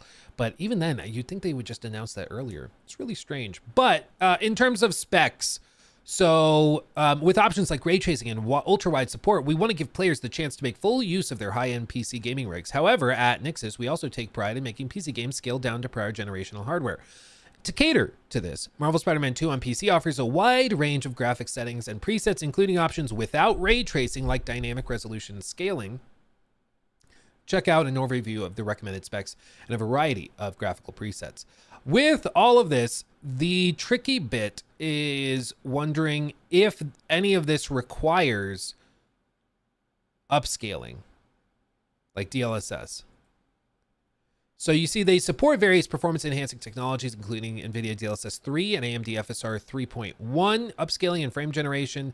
They also support XESS, but what I'm getting from this, like, I'm not seeing if they are factoring upscalers into this performance level, which is tricky, because if your game is going to be able to hit like 1080p at 60 with this hardware, okay, that's one thing. But if you're hitting this with like DLSS performance, that's a very different scenario. But it's not clear if it does, which maybe somebody can tweet at them and get some clarification. I had to ask this same question with the Warhorse Studio guys, because when they put out their spec sheet, it also wasn't clear. And I asked them, does this include upscalers or is this native performance? And then upscalers can be used separate. And they said it was separate. I would guess... let me look at the specs a little bit more before I say that. 1440p 60 on high, you need a 3070 16 okay. 1440p with ray tracing, high ray tracing, high 4070 very high ray tracing at 1440p, and then ultimate ray tracing at 4K, very high ultimate ray tracing at 60 frames. This might be native, honestly. This might be native. And if it is native, then I think it's solid enough performance. High settings requiring a 3070, recommended 1080p 60 on media. I'm running on a 3060, which is the average hardware on Steam is a 3060, I believe. So, I mean, of course you'd hope for slightly higher resolutions, but you can get that with upscalers too. You got to remember it is one of those really demanding games graphically, but it might be native. It might honestly be native. 140 gigs is crazy though. That's insane. Ray tracing is probably with upscaling and the rest is native. I think if you're running a 4090 and you're running on like quality or even balanced DLSS, modern games with ray tracing, you can usually get above 4K 60. Especially because they say specifically it's using frame generation too. So if that's what they're running, like I can run freaking Cyberpunk 2077 on overdrive, like full path tracing, which is way more demanding than this is going to be, almost certainly. And I can run that with DLSS, frame generation, ray reconstruction, all that turned on, and I can hit like 90 something frames on a 4090. So I think this might be native. It very well could be. I hope it is. Again, Nixxes, they're very good at what they do. Yeah, and they're including 2 models of Ray reconstruction, the original model introduced in DLSS 3.5 and the newly improved model designed for the 40 series GPUs and newer. The model suits or new model results in overall more temporally stable images, further improving the visual quality of ray tracing. So they're adding in ray reconstruction, like all that stuff. I guess my stance would be if it is true that DLSS and ray reconstruction, all of that is required with a 4090 to hit 60 frames at 4K, which would mean that it's rendering at like 1440p and upscaling that, like that would be pretty disappointing. Native, I'd buy that, but time will tell. We'll test it tomorrow. I'm gonna do a video on it, so we'll test it. It's very interesting. I think they did Ghost of Tsushima too. They might have. They very well might have. It's out tomorrow. Yeah. When I was saying that they did no marketing for this, I meant it. Like they've done basically nothing, and it comes out in a matter of hours. Expected release in 21 hours. So what does that mean? They're expecting it at 8 a.m. ish, 9 a.m. my time. But notice how still it's only pre-order. You can't pre-download it.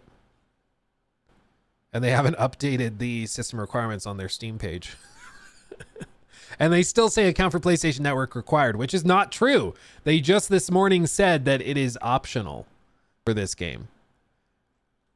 So they got to get somebody. Insomniac, Nix's, PlayStation. You guys got to get somebody to update your page because there's a lot wrong on here. Got to get on it.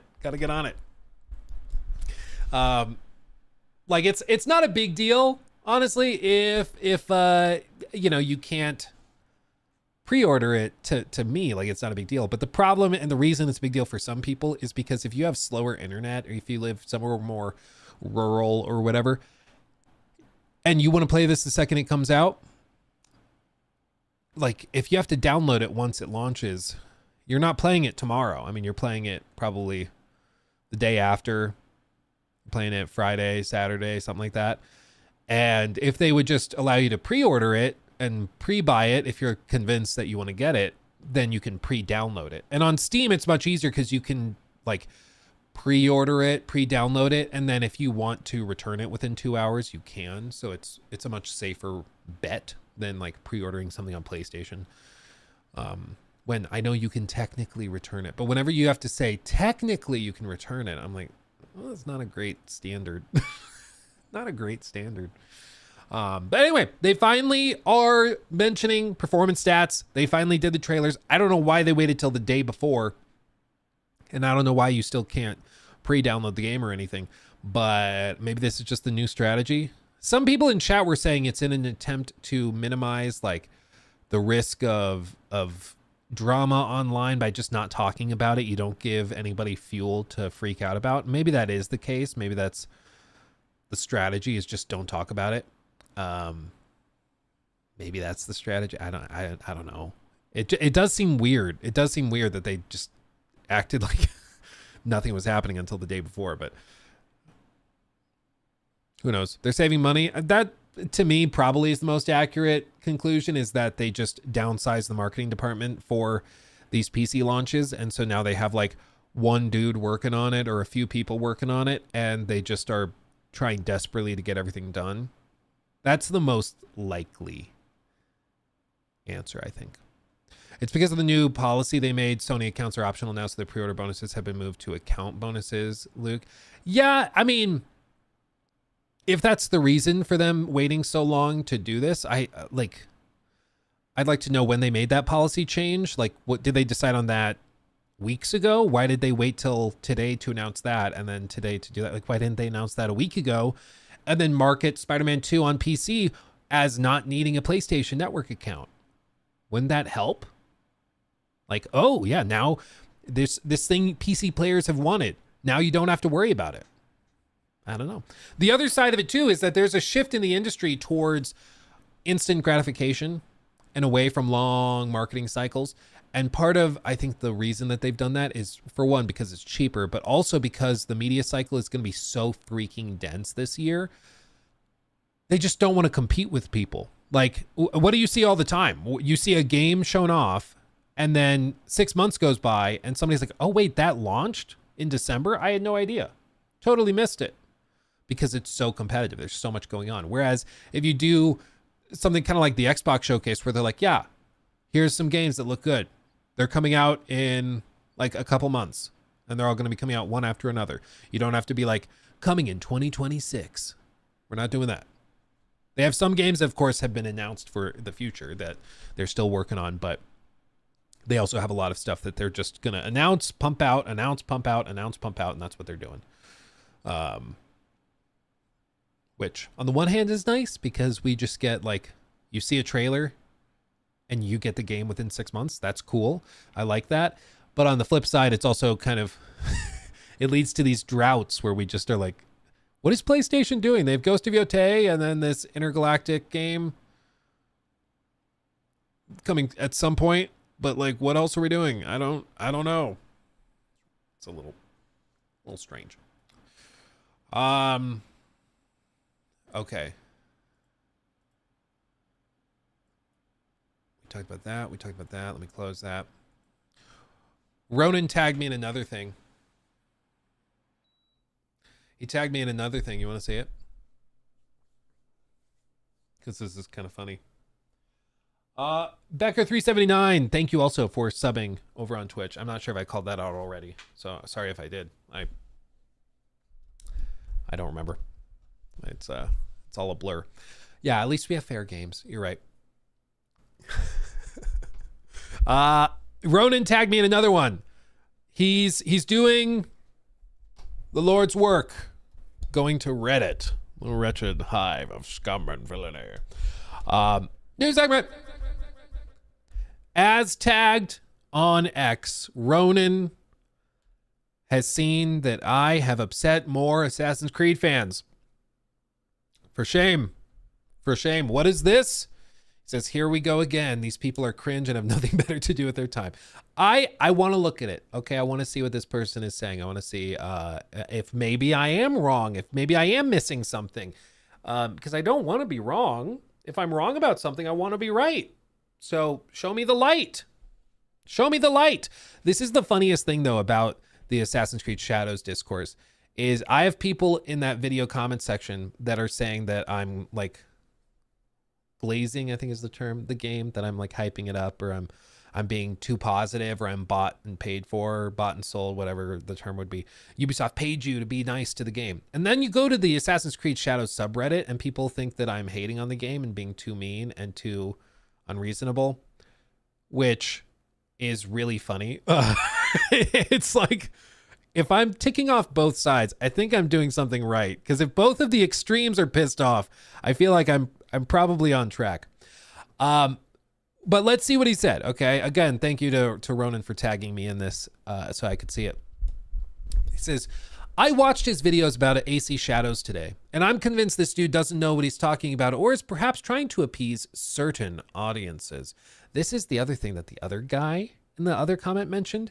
He was like, Luke saying he's not convinced if Yasuke as a playable character is, what did they call it? A dog whistle to, like, I guess, bad motivate or poorly motivated people, or people that, I'm trying not to say the R word because YouTube might not like it. But you know, the people that maybe care about the color or pigmentation and that affects their opinion of something. You know what I'm saying? I'm trying to be very coy with my verbiage so YouTube doesn't freak out, but you know what I mean? So they're suggesting that by me not liking Yasuke as a playable character in AC, that I'm dog whistling to those people. They go on, and this seems to be implying that the same thing is happening. In his latest video, he stated, quote, I'm not convinced of his inclusion as a character because he isn't like an assassin. He doesn't have any parkour ability, some of the core staples of what makes an assassin in Assassin's Creed. Yasuke cannot do it, end quote. This perspective overlooks several key aspects. So let's go through these. Yasuke was not an assassin. He served under the Japanese daimyo, Oda, Nobunaga in the late 16th century. He was known for his exceptional strength and combat skills, which have been incorporated into the game. Believe it or not, I don't care. In Assassin's Creed Shadows, players can switch between two protagonists, Yasuke, who excels in direct combat, and Naoe, a female shinobi specializing in stealth and parkour. This dual character system allows players to choose their preferred playstyle, whether it's engaging enemies head-on with Yasuke or employing stealth tactics with Naoe. Is this a copy and paste from a marketing page? This verbiage doesn't match like the writing style else. They might have just copied this straight from like the website, because this doesn't sound like how a person talks. This is like marketing speak. While Yasuke may lack traditional assassin abilities like parkour, his inclusion offers a diverse gameplay. This sounds like marketing. I don't know.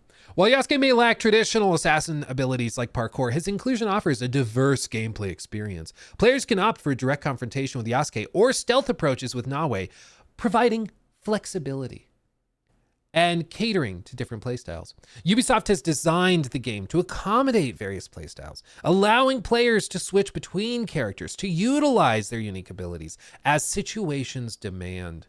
This design choice ensures that both combat and stealth are viable options throughout the game. Therefore, ergo, Proctor, Yasuke's presence in the game is well justified, offering players the choice between direct combat and stealth, enhancing the overall gameplay experience. Okay, knee-jerk reaction, there's a lot of marketing talk in this, and it sounds like direct copy-paste from like website, like the website talking points of like, you know, Assassin's Creed Shadows, players can switch between two protagonists, Yasuke, who excels, like this might be honestly copied directly from something. Is there a way to like search the internet for like marketing stuff like that? Maybe I can ask Grok. Maybe I can do this. Let's see. Is this section of text taken from anywhere online or copy pasted in any way, or is it original to the author? Auteur. I can't spell. Okay.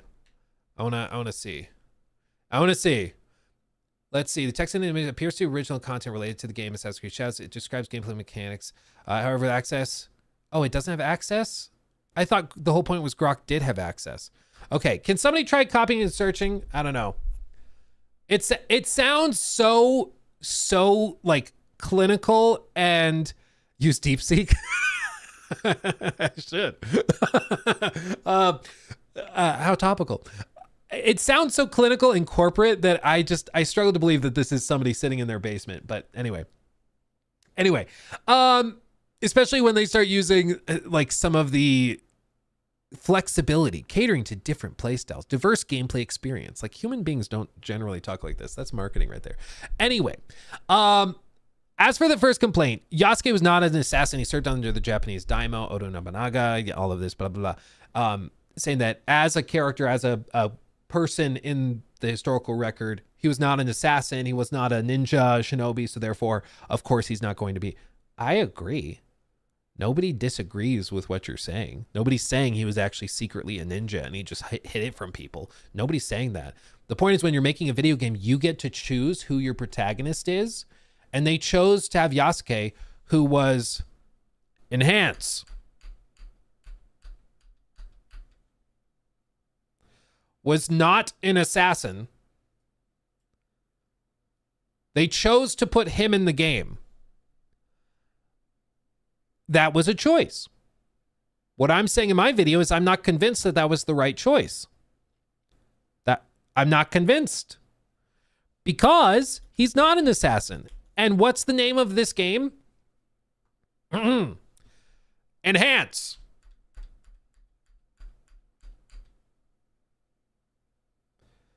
Assassin's Creed Shadows. So to me, I feel like the prioritization of an assassin as the character is what I would personally prefer. Naoe plays so well. She controls so well. Her parkour is so cool and so like dynamic. She plays so much better than Yasuke in all of the key pillars and tenets of Assassin's Creed that I don't know why Yasuke is there, other than to be a battering ram and offer melee combat options. And so I understand why they have him there, to give players the option of playing melee, to go like a samurai and just start hacking people apart. My point is, in an Assassin's Creed game, I would rather them have focused on, based on what I've seen, I would rather they have focused on Naoe exclusively and built the entire game around her movesets, her abilities, all the quests built around her. So instead of having these weird, like, staged boss fights clearly designed for Yasuke, design the whole game around stealth, design the whole game around being an assassin, because that's what Assassin's Creed is. That's what I would have rathered based on what I've played so far. I think it was SkillUp said in his video, he was like, I don't recall ever asking for an assassin in an Assassin's Creed game that couldn't parkour, couldn't free climb, was not capable really of much stealth. And now that I have it, I don't care for it and I don't want it because I didn't ask for it and I didn't want it in the first place. And I agree. It's just, as a character, I don't think he fits the vibe of Assassin's Creed. Now, he could end up being really cool to play with. He could end up being the highlight of the game. Based on what I've played, because I have played the game, and unless this is secretly like Yves Guillemot, that will show him, as he types in a Reddit message, unless it's something like that, I don't think that this commenter has played the game. And I'm just telling you, based on playing the game, Naoe plays way better and actually feels like an assassin. And in an Assassin's Creed game, I think that should be important and that should count for something. And I'm not the only one that played through that preview, and after the first like 10 minutes decided to play with just Naoe because she just frankly controlled better. She was able to parkour. She was able to do all of that classic Assassin's Creed stuff. And at that point, if most players are just playing with Naoe, you should pause and ask, well, then why did we spend all of that dev time and all of those resources building out Yasuke as a character? You know, like that matters at some point. Why did we bother with all that if players don't connect with it and don't want it at all? It's like in Batman Arkham Knight. If everybody hates the Bat Tank, why did we spend millions of dollars and months and months and months and months building out a Bat Tank? It was a choice. I understand why they chose to develop a Bat Tank, but ultimately I think the choice might not have been the correct one for sake of the game being like the best possible thing. Yeah, exactly, SR. I actually secretly chose her because deep down I'm actually suppressing a hatred of diverse gameplay options and diversity within the cast. Like, or maybe gameplay wise, he's just not as fun as Naoe, the character that can do parkour and backflips and all that stuff. Maybe that's what it is. Because you notice in my preview, I didn't ever say anything narratively about Yasuke's inclusion as a character. If anything, I think I was kind of optimistic about it because I was like, hey, yeah, he's supposed to be a newcomer to this land. So there's exciting stuff that you could do where he's not familiar with the culture, with the language, with the traditions. And so you can kind of bring the player into this world through Yasuke's eyes, who's also new to all of this, and explore the world that way. So there's reasons to do it as a newcomer to this world and to explore it that way. But I didn't say anything about like certainly his skin color. I didn't say anything about his background, where he comes from, or how that affects anything, or any political crap at all. I talked about gameplay because that's what I ultimately care about, because I like games and I want the game to be good. That's what I want. And as a gameplay consideration, I'm just not convinced that Yasuke is the best, or was the proper choice. I would have rather they put all this energy and focus on Nawe, because she's already significantly more interesting and compelling than Yasuke in terms of gameplay options. And if they had doubled down on her, I think it could have been even cooler. But time will tell. When we play the full game, we'll have much more to talk about. Based on the sliver we played, though, that's where I'm at. So I appreciate the feedback. Ultimately, I agree with everything this person said in terms of he was not an assassin, sure. And they included him to offer multiple gameplay styles, true. I just disagree with the design choice, which is what I said, that I'm not convinced he was a great choice. So that's where we are. But anyway, interesting update on the subreddit. So there you go. Make of that what you will.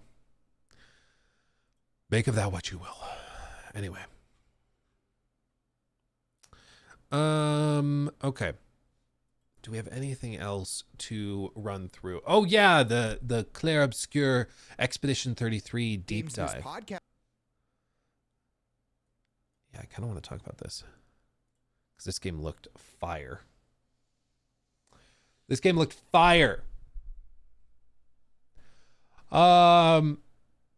Hey Luke, do you think with all the backlash from AC Shadows, will Ubisoft go back to the drawing board with Hexe? No, because it seems like Hexe is going to be, based on what we know of it, it seems like it's going to be much more what I think the average gamer would connect with. It seems to be a game, I think the rumor from I think it was Tom Henderson. He said that it's expected to be with a playable character named Elsa. It's going to be much darker, much grittier, more linear, more God of War than your traditional Assassin's Creed game. It's going to have some more supernatural components. It's set during the like the witch hunts in, I believe, Germany. I forget the time period. Very German, very dark and gritty. It seems like it could be interesting. So we'll see. Yeah. Now, they could run into trouble if it's set in like Germany in medieval time period. And if, you show up and it's a bunch of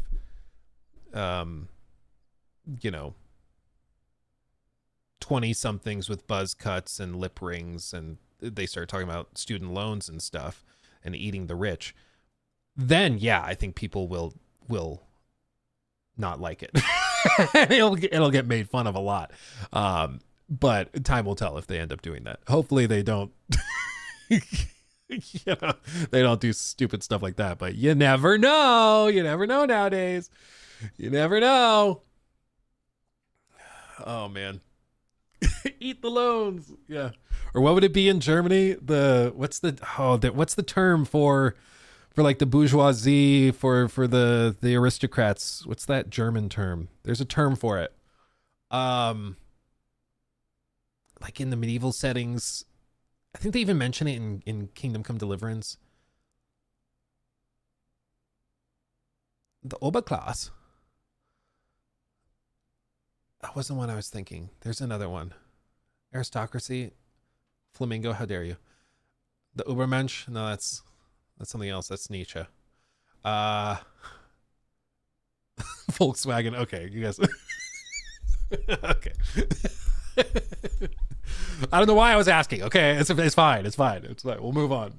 I can't remember. But anyway, yeah, if they just, came in here and were like, down with the Oberklassen, eat the Oberklassen, that wouldn't, yeah, I guess maybe it is bourgeois, the bourgeoisie. Eat the bourgeoisie. I've got to go repay my student loans. Then people will make fun of it, okay? And they should, because that's ridiculous. And I hope they don't do that. But you never know. You never know. Because it's, it's people, the people that do that think it's relatable and that people like it. That's why it's all the more hilarious that the people that made Forspoken were reportedly shocked at people making fun of the cutscenes and the dialogue, because they reportedly thought that that was like really like witty and relatable. It was the same thing with cell phones, where it was like, you all have cell phones, right? It was, you all have student loans, right? You all hate the court system, right? Like, you all love casually, you know, committing, oh crap, what's the legal term for theft? Larceny, is that the term? Alexa, define larceny.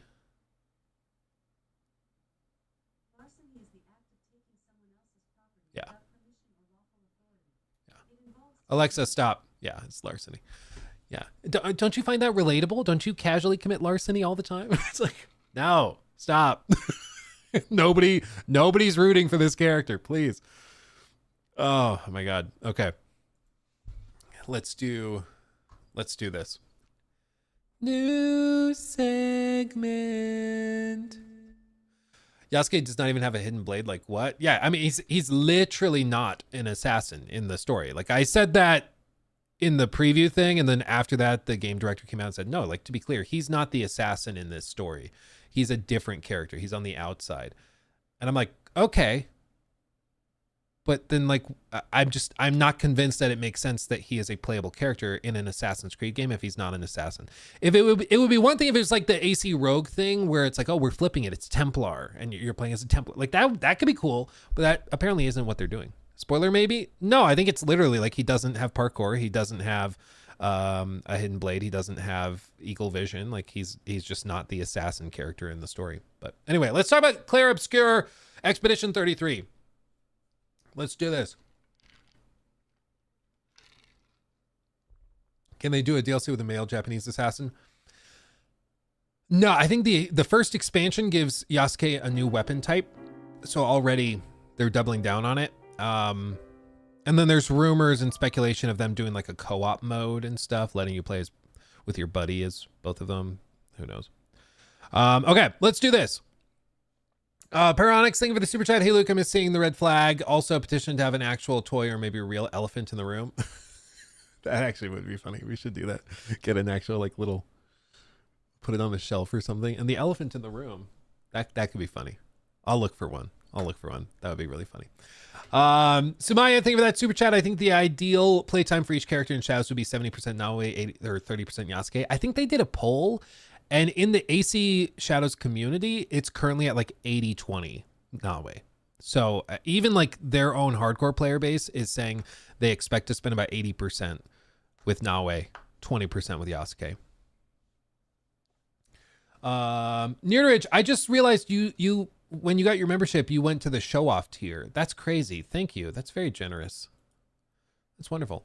Sumaya, thank you for that one. How do you even get a conclusive opinion from a 5-hour preview? Both sides who think previews are really good or really bad are reaching. Yeah, and that's why like I mentioned at the very top of my preview video, I was like, I didn't get to see hardly any side quest stuff, didn't get to see open world exploration, and what I saw of Yasuke left me kind of underwhelmed. But those are big question marks. Like we just don't know about the open world stuff. We don't know about the side quest stuff because we didn't see it because we saw this little sliver. All I can report on is what I saw. And it could be the final game is way better than what I saw, but time will tell. Maybe there's no side quest like Valhalla. That's what I'm worried about. Because I'm like, if we didn't see the side quests, there may have been a reason why. So, did you say you played an old build? Yeah, the build we played, they said was from like November, which would mean that the build we played was probably how the game would have been at launch. And honestly, it wasn't that bad. Wasn't that bad. So I was impressed that they delayed it after I played that November build because I was like, hey, really? So that could be lacking content. Well, the thing is, if they got rid of side quests again, it could be that they chose to go the route of Valhalla, and Valhalla was not lacking in content. It was lacking in really good content. Like, it had a lot of little chests to be found and little things to look for and collect. And for the collectathon type players, they loved it. For somebody like me that likes my gameplay justified narratively, I hated it. Because some people, they like just running around looking for the little dots, picking up the piece of candy and running on to the next one. They love that. I hate it. I want, when I'm doing something in a game, for it to be justified. And that's why I liked Odyssey. That's why I like Shadows, or that's why I liked Origins. And I just, Valhalla totally lost me with that. And I'm worried Shadow's going to do the same thing. But maybe there's a lot. Maybe there's a lot, and they just haven't shown it to us. We don't know. But what I do know is that we have a deep dive into Clair Obscur Expedition 33, the game that actually looks freaking like badass. And I'm ready for it. And it comes out soon, much sooner than I thought it would be. Loop, thank you for subbing with Prime, 8 months. Ooh, baby. Over on Twitch. That's tremendous. Katie Cat, thank you for that. Give the elephant a whiteboard and you can write down whatever difficult issue it wants you to talk about. As you can see on the elephant in the room. Yeah, we could do that. That's cute. I like that. That's funny. Yeah, we could totally do that. Weird how Witcher 3 had its 10-year anniversary and the Bloody Baron's questline is better than the whole of Valhalla. Yeah, I mean, the Bloody Baron questline, man. I still think about that. Like, that questline, man. It's unbelievable. Was Yasuke interesting as a character story-wise, not gameplay-wise? That's the thing. We didn't really get to see hardly anything. I didn't think he made as much. I didn't get to see his motivation in the segment we played because they showed us the first chunk, like the prologue, basically, through the title sequence. And from that, I understood why Nawe would be doing what she does in the main game.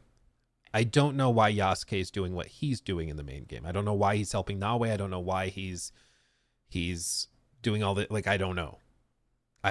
So we didn't get to see that. I'm sure that happens over the next few hours of the opening of the game, but time will tell. So it could be that we end up really liking Yasuke, but that goes back to another problem I have, which was the tone. Like, it was so dry.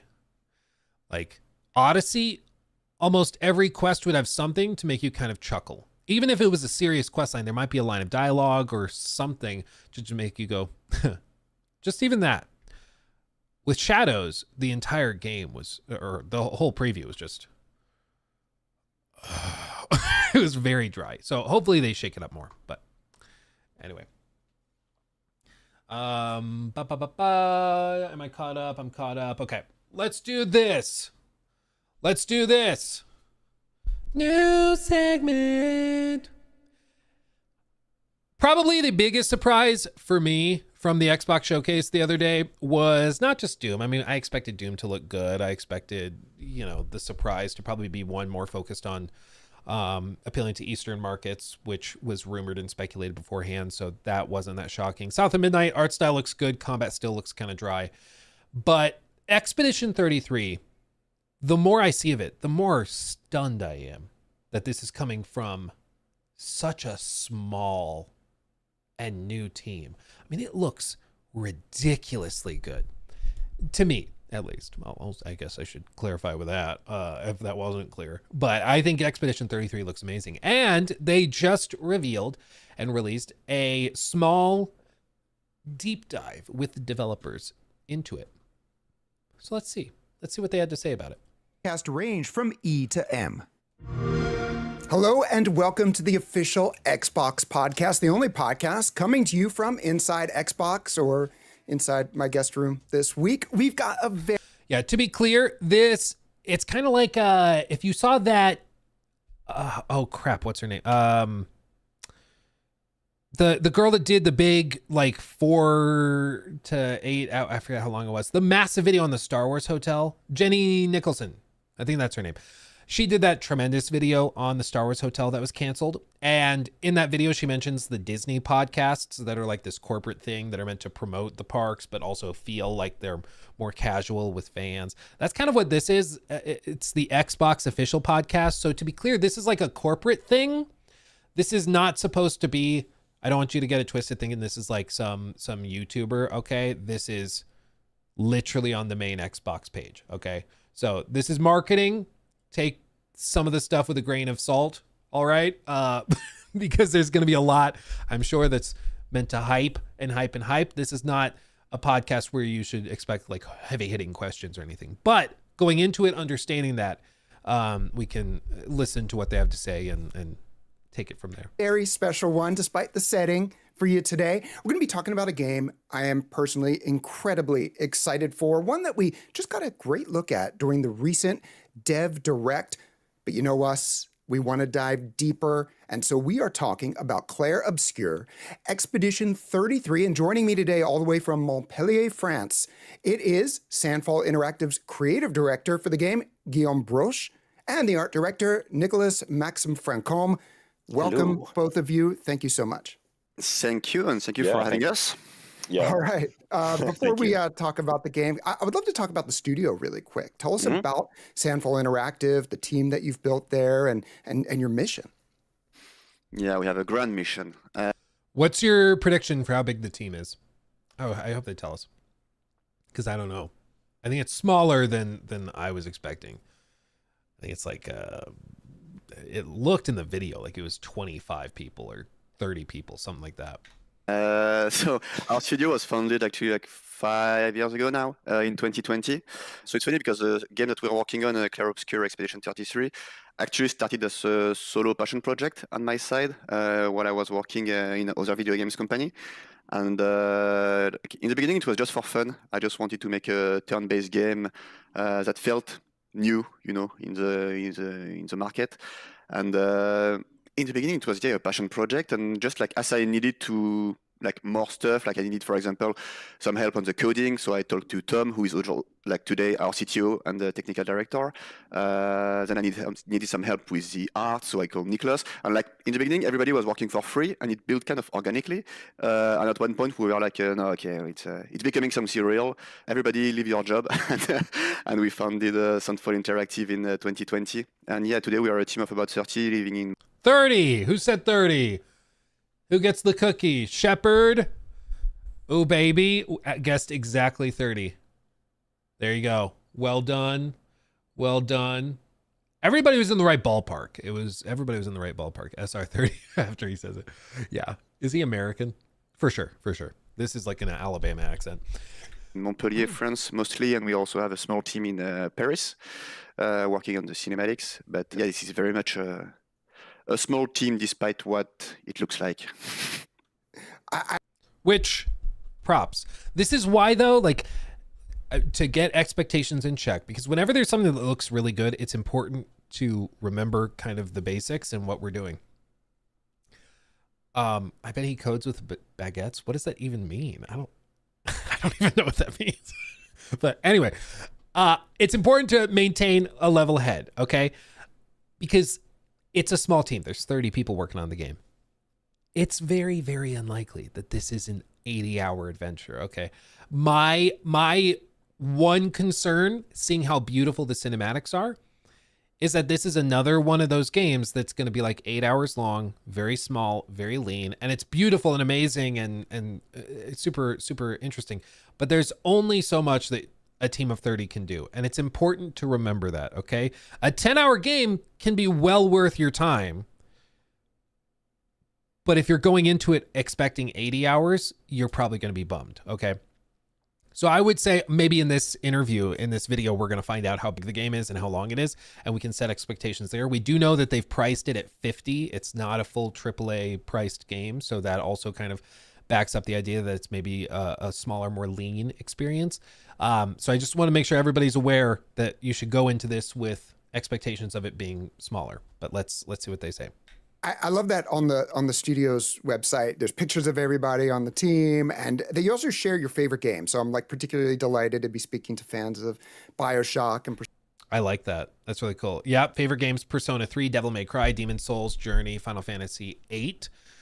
Then Dota 2, Elden Ring, Super Smash Bros, Hades, Pokemon, Kingdom Hearts 2, Final Fantasy 8, Metal Gear Solid 5, Civ 6, Elden Ring, Hollow Knight, God of War, Nier Automata, Final Fantasy 14, Death Stranding, Resident Evil 2, Dishonored 2, Elden Ring. Yeah, there's some good picks there. There's some really good picks. It was one of those things.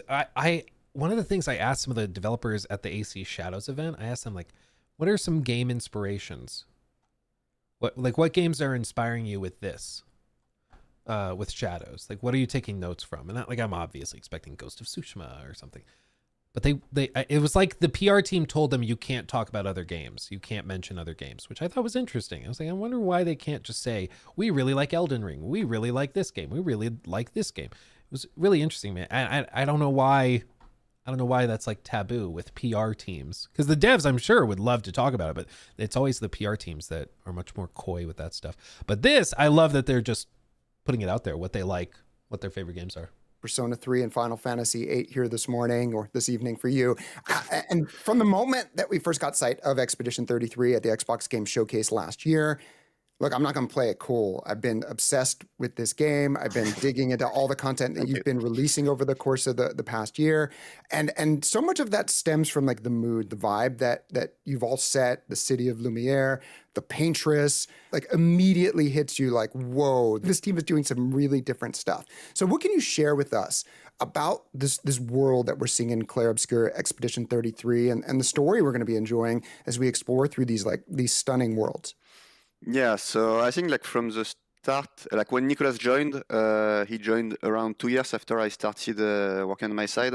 But I'm not an art director, so the art direction was really bad in retrospect, but there was some hope. And when Nicolas joined, we basically rebooted the art direction, and we knew that we wanted something that felt really, really unique. So the Belle Epoque France is not explored that much. It's the early 20th century in France. It's an era of like beauty, and everything was very hopeful in this period. And we mixed that with some fantasy elements as well as some surrealism element, and we got a unique mix today that is mostly thanks to Nicolas' crazy mind. Yeah, we got some Art Deco as well in there too. Yeah, and for the story, we co-wrote it with Jennifer, who is our lead writer today. Mm-hmm. And we also knew that we wanted something that felt very fresh and never seen before. So we spent some time like thinking about a cool hook, which is like this paintress making people disappear and everything. And really, like the hook came first, and then we kind of built everything around it. And we built the characters and like what is the relationship with the world they live in, because every year people disappear younger and younger, and you are playing as this expedition who tries to stop this cycle. We really wanted this kind of story that punches you in the gut every cutscene. So like you can expect a lot of emotional scenes and you will feel joy, you will feel sad, you will feel angry, we hope, and you will get very attached to the characters, hopefully, because we spent a lot of time, making them very, very compelling, and also very different from the other games in this kind of genre that you can expect. Compared to the usual JRPG, this is much more Western in the writing and the story and how it's delivered. Which I like. I also think like there's been a lot of talk in recent, like the last year or so. I remember reading an article that it's kind of an alarmist article where it's like the death of JRPGs, and it was mostly written in response to the poor performance financially of like Final Fantasy 16, which was a huge game, massive big budget thing, and it just was not connecting to people. And then the sort of Final Fantasy 7 remake or rebirth rather did fine, but it didn't exceed their expectations, and Square Enix was not thrilled with how many people converted from the first game to the second game, how many new people jumped on. So there's been questions of the viability in the modern like Western market of JRPGs, because it does seem to have trouble breaking through. And I think melding some Western elements with JRPG kind of classical design, the turn-based combat systems and all that is the way to introduce people to it. Because there's some people who they just see the term JRPG and they're like, oh, so it's 1,500 hours and I'm going to lose my life to it. I'm good. I just don't have time. So I think shaking it up with something a little bit more Western in delivery and then also smaller in scope is probably a good way of introducing people to the genre, because a lot of people haven't, seen that before. Yeah, there's just such an interesting mix, and we're going to get into a lot of that. And also that hook does get you like right in the first minute of the trailer. I'd be dead in that world already. Like, if you can believe it, I'm over 33. So we've got to see some tantalizing looks at the game during the recent Dev Direct. But thank you. You've brought some additional footage here, and we have the privilege of breaking some of it down. So let's get into it. Personally, I'm a big turn-based RPG fan. I love it when turn-based games integrate real-time elements. Valkyria Chronicles is an all-time fave of mine.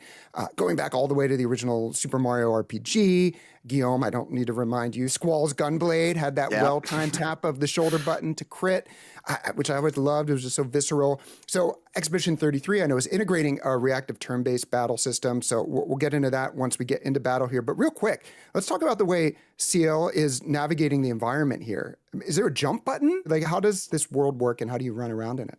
Yeah, since the beginning, we wanted a turn-based RPG that doesn't feel like classic turn-based. So even in the exploration, we wanted something that feels very modern.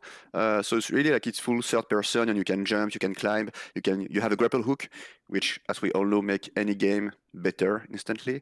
And we spent a lot of time with Nicholas also, if you want to talk about it, but like building every level to feel very, very different when you explore them in terms of art and gameplay. And like most of the art for the levels come from the crazy mind of Niklas. Once more, if you want to say something about that.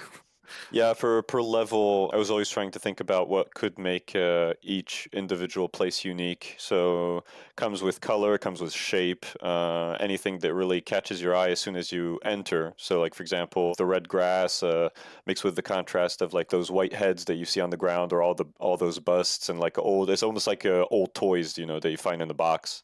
So it's just that kind of stuff that I was thinking of.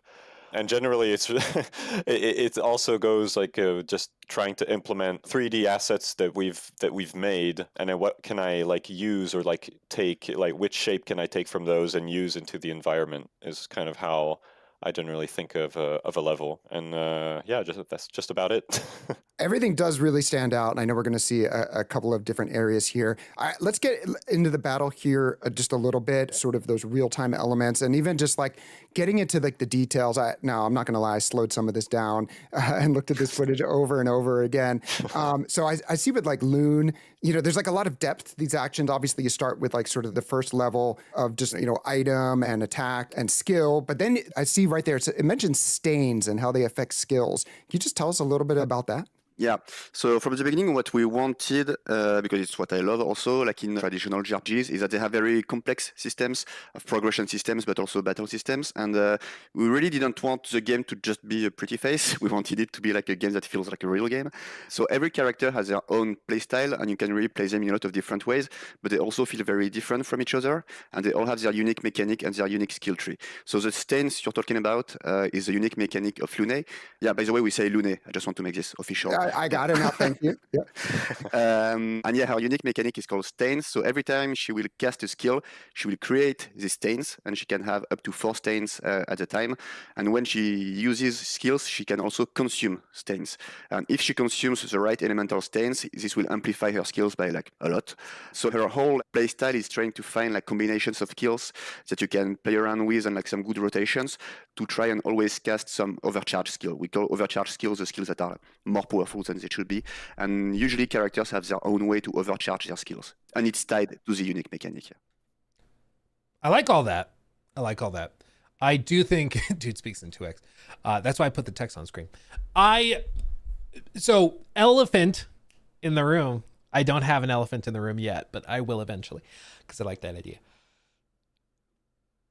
It's an Unreal Engine game from a small team. Historically, small teams working in Unreal Engine run into some common problems, some common threads weave themselves through those games. And chief among them is like optimization and stuttering.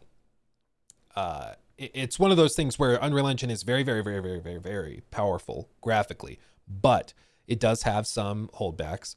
And one of those things is that it's typically very heavy. Unreal Engine 5 is really heavy to run, so you need high-end hardware in order to get decent frame rates. And even then, there's often a reliance on things like, temporal upscaling solutions DLSS, FSR, that type of thing, to hit decent frame rates. And those upscalers tend to struggle with a lot of particle effects, which is something that can make games look really pretty, and that's something that this game is using a lot of.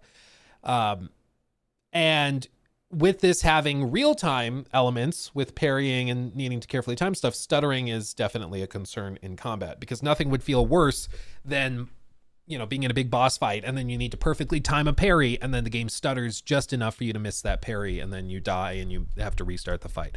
That would suck. So optimization and performance is definitely, I think, something to have a valid concern over, because it's not necessarily that this team, you know, is doing anything wrong. It's more of an Unreal Engine thing. So that is something to watch for, and it's going to be chief of mind when or if reviews happen for this game. I don't know if they'll do reviews or what they're doing. Game Pass is always really hit or miss. You never know. But it's definitely something to watch out for. And I mean, even in this gameplay we're watching, I'm seeing occasional stutters and stuff. They still have a little bit of time, of course. They have like, when was this coming out? It was... They don't say. When was this coming out? It was like March, or it was, no, this one was this the May one? Like early May or no, this was late April. And then South of Midnight was early mid-April. And then Doom was like May 15th. So it's Doom in mid-May, this in late April, and then the South of Midnight is early mid-April, right? Okay, April 24th. Okay, checks out. Makes sense. So anyway, we'll watch for that. Optimization is going to be a big thing. And then CL, and please correct my pronunciation because I'm sure I got that one wrong too. She seems to have a different set of options. Like right there, like some fortune telling is happening here. Yeah, so it's very tied to her backstory that you will discover while playing the game. But yeah, there is a lot of semantics about fate with Ciel, and this reflects in her own unique mechanic, which is called Fortel. So her unique mechanic, she basically applies Fortel stacks on the enemy, and she can then consume them to do extra effects on her skills.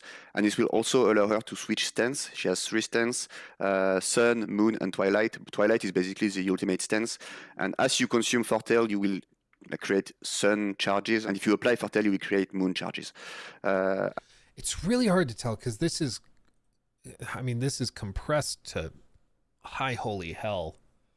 I mean, the max quality is 1080p 30, and even then, I mean, the bit rates are pretty abysmal. So it's, if you're looking at it and be like, oh, it looks blurry, it's not you. It's compounded by the fact that I'm streaming this, but even on my end, looking at the video directly, it's already really, really compressed. So it's just not, this is not the footage you should be judging like the quality off of.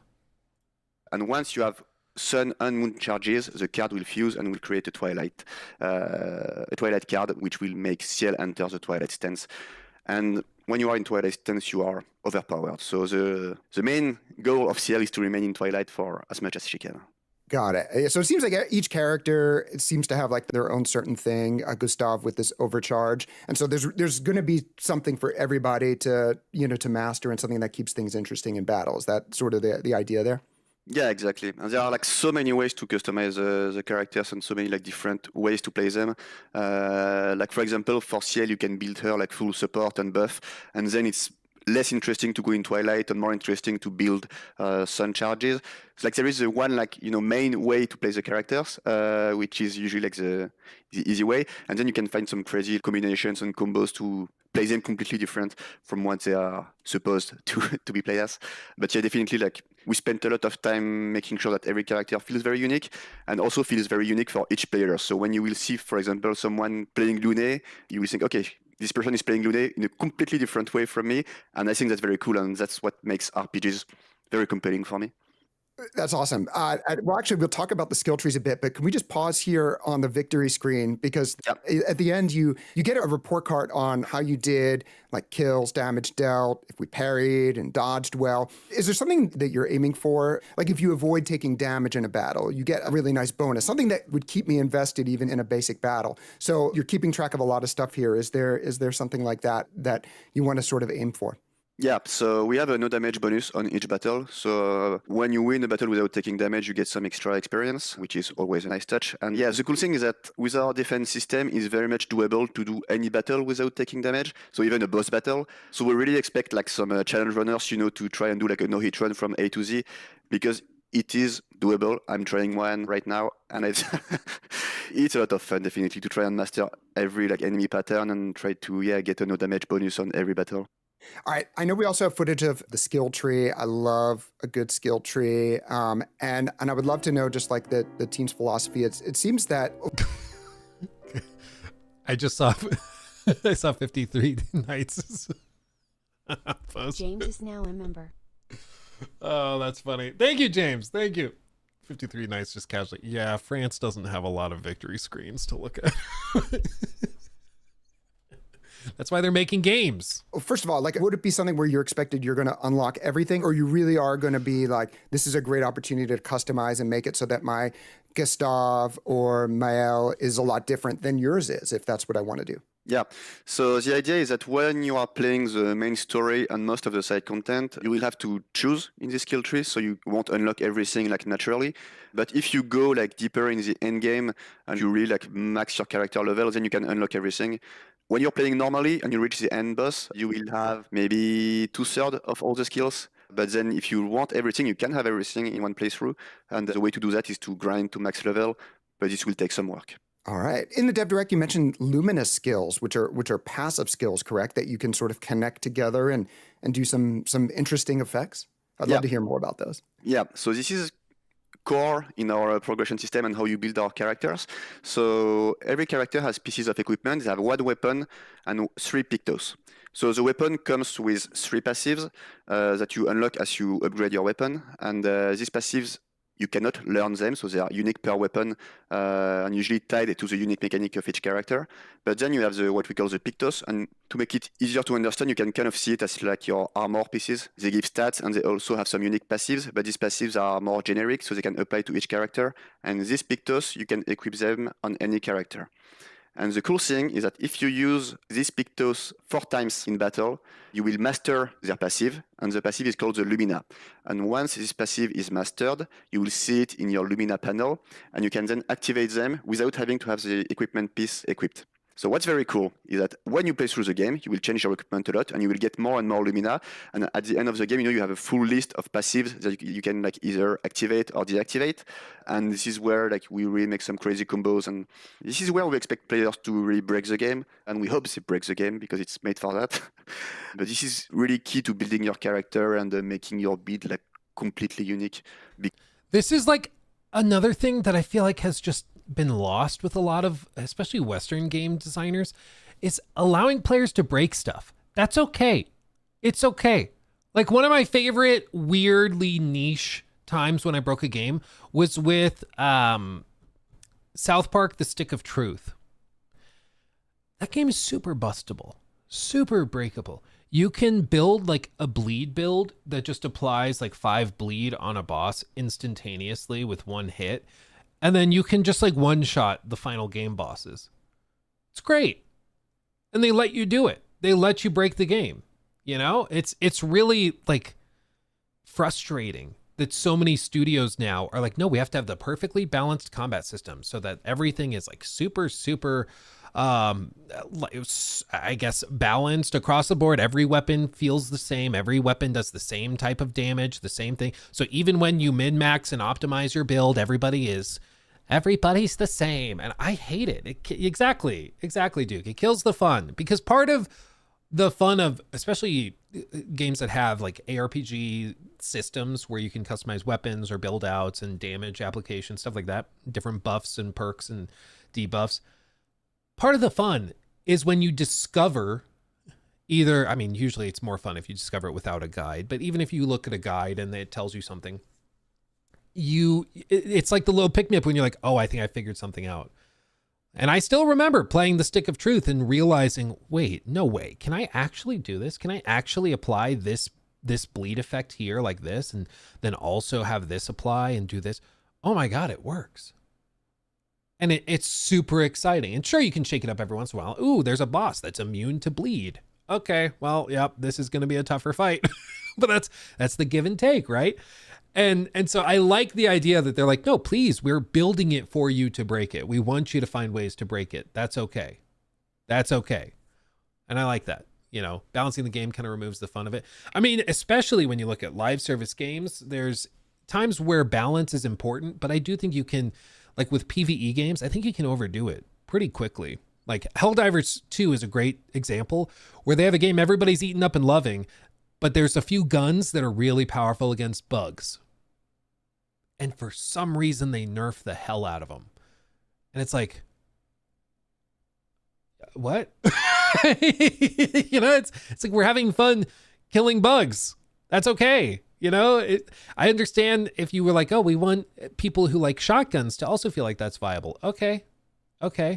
But still, like, why buff the other stuff instead of nerfing everything? You know, like, allow me to break it. It's okay. They buffed them back. Oh, really? Oh, yeah. Well, what are you going to do? Because, yeah, the combos are endless. We have like 100 Luminas, I think, in the game. So, yeah, you can really go crazy on the build and the combinations. Yeah, I think we're going to be a month out watching YouTube videos that are like the best build ever for Lune. And it's going to, I'm already looking forward to that type of stuff. So one of the things about this menu that I particularly like is you get really close-up looks at the character models. And Expedition 33 has an incredible English voice acting cast bringing these characters to life. Big names that we know in and out of video games like Andy Serkis and Ben Starr, Charlie Cox. I think we're going to hear a lot of Charlie Cox a lot this year. And actors I recognize from other memorable performances like Jennifer English, who played Shadowheart in BG3. So I'd love to hear about what the team was looking for, how you got such big names on this first game, and how it's all coming together. Yeah, so actually the story of Jennifer English and Ben Starr joining is a funny one. Because so we went through a site, which is a company that does dubbing for video games. So we asked for some audition. In the beginning, it was just for the trailer for Gustav and also the voiceover of the trailer. So we received like 20 different auditions, but it was blind auditions. So like we didn't know the name of the people who sent the tape. And there was one voice that stood out. And I said, okay, this is a really cool voice. let's take this guy. And later, like our quest designer, Victor, he listened to the tape and he was like, isn't that Clive from Final Fantasy? Yes. Okay, yeah, that's Ben Starr. Maybe, okay. Oh, yeah, it's him. Okay. So in the beginning, he was just in for the trailer. But after like we chatted, we became friends, and just like his performance was incredible in the trailer. So we just told him, "Do you want to try Verso?" which is also a very cool character. It was like hell yeah. So yeah, that's how it happened. And Jennifer English was kind of the same. We received like 25 tapes for Mael, and I was like, "This is the one." And later they just told me like, "Hey, this is Shadowheart," and I was like, really? Okay. I didn't play Baldur's Gate that much, so I didn't know. Yeah. I didn't like recognize her. And yeah, since then, like she's been super important to the project also, and that's great. And for the like Hollywood talents, let's say Andy Serkis and Charlie Cox, it was actually an initiative from Kepler, who really wanted like also to have some very, very strong voiceover and show that we care a lot about the narrative. So it was really like joint work of finding like who would be the base voice for the character. So we made a list of recommendations, and then they reached out to their agent, and yes, they just said yes very quickly, and they were like super into it and asking tons of questions about the characters, the world, and everything. But we sent them enough material to get them interested, and I think they liked what they saw. So yeah, that's how it happened. I do like that. I like seeing Andy Serkis, and I mean, I love me some Andy Serkis. I'll tell you what. So I'm excited for that. They got some good talent coming together. That's awesome. All right, now Nicholas, we've been seeing these beautiful worlds. I know that you all shared some video of like this underwater level, but it's not a swimming level, which is great. Thank you for that, by the way. We have you here as art director, so I would be very remiss if we didn't dive deeply into that part of the game, into the art direction. So where are you drawing your inspiration from with these gorgeous areas that honestly don't necessarily look like stuff we've seen before?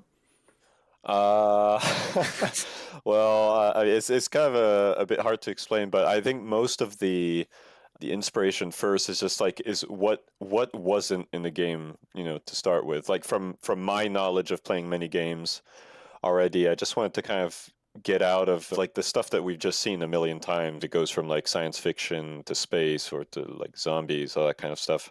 Just wanted to kind of just get my head out of there and just kind of see what I can try to come up with. It was kind of original for me personally. So like most of the research I've seen was like ceramic textures. Actually, I just started with that, and then I was like, well, that can be pretty cool. Like there's some very original shapes that I kind of saw. Those shapes really inspired me to come up with like the enemies that we see today in the game. Also, it helped as well for the environments. I mean, that was quite something that helped me to keep making all these original environments as well. So it was a mix of like a paint vibe mixed with like ceramics, and then kind of going with like crazy colors all over the place. And then also, I mean, it does help that there's an amazing story behind it. So that definitely helped me create the world. Because originally I kind of was stuck in my, Victorian steampunk headspace for quite a while. You can kind of see it in my portfolio that I have on ArtStation. So it's just like a lot of Victorian stuff. But the concept was early on more Victorian than it was now, like Belle Époque mixed with like Parisian, like Haussmannian stuff. So I tried to just get out of there. And also in terms of like the outfits, we tried to come up with something kind of quite unique, kind of asymmetrical stuff that like, again, it's something that someone has not seen yet, that's kind of, that's all I want to show. Yeah, Mission. And it is very unique. I mean, I can't think of another game that looks like even remotely similar. So I think they did a good job with that. And, this whole thing with Expedition 33 just reminds me of how quickly the industry can shift and can change, because like you rewind the clocks 10 years back to 2015, let's say this point, January 29th of 2015. The biggest players in the industry were very, very different. I mean, you wouldn't have really, like very, very few people would have heard Larian. CDPR was considered kind of a niche studio. Bethesda Game Studios was like king of the crop. They just come off Skyrim. Everybody's like, yeah, they're the industry leaders right now. FromSoft, they were just starting to get the ball rolling on what would become the Soulsborne genre. They're about to launch Bloodborne that year as well. And it was just a very, very different time. And you think of some of the biggest studios in the world today, the ones people are most excited about. And CDPR was well known in Europe. Yeah. But I mean, at that point, they had The Witcher 2, which certainly was nowhere near as big as The Witcher 3 became. So, they were known, people were aware of them, but they were not like one of the biggest players in the industry yet. But that would all change May of that year, but still. So it's very, very interesting how much the industry can change and how new players come in and just blow you away with some really novel and crazy stuff.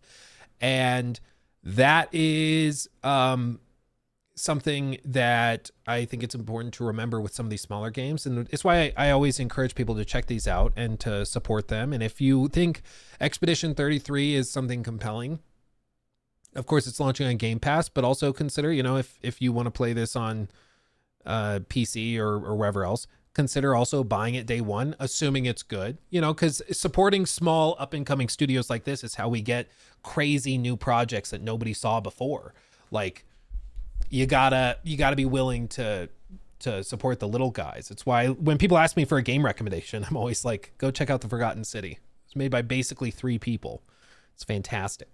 It's so good, dude. I love that game. I wonder what they're working on. I should reach out to them again. Yeah, because that was so good. It's so good.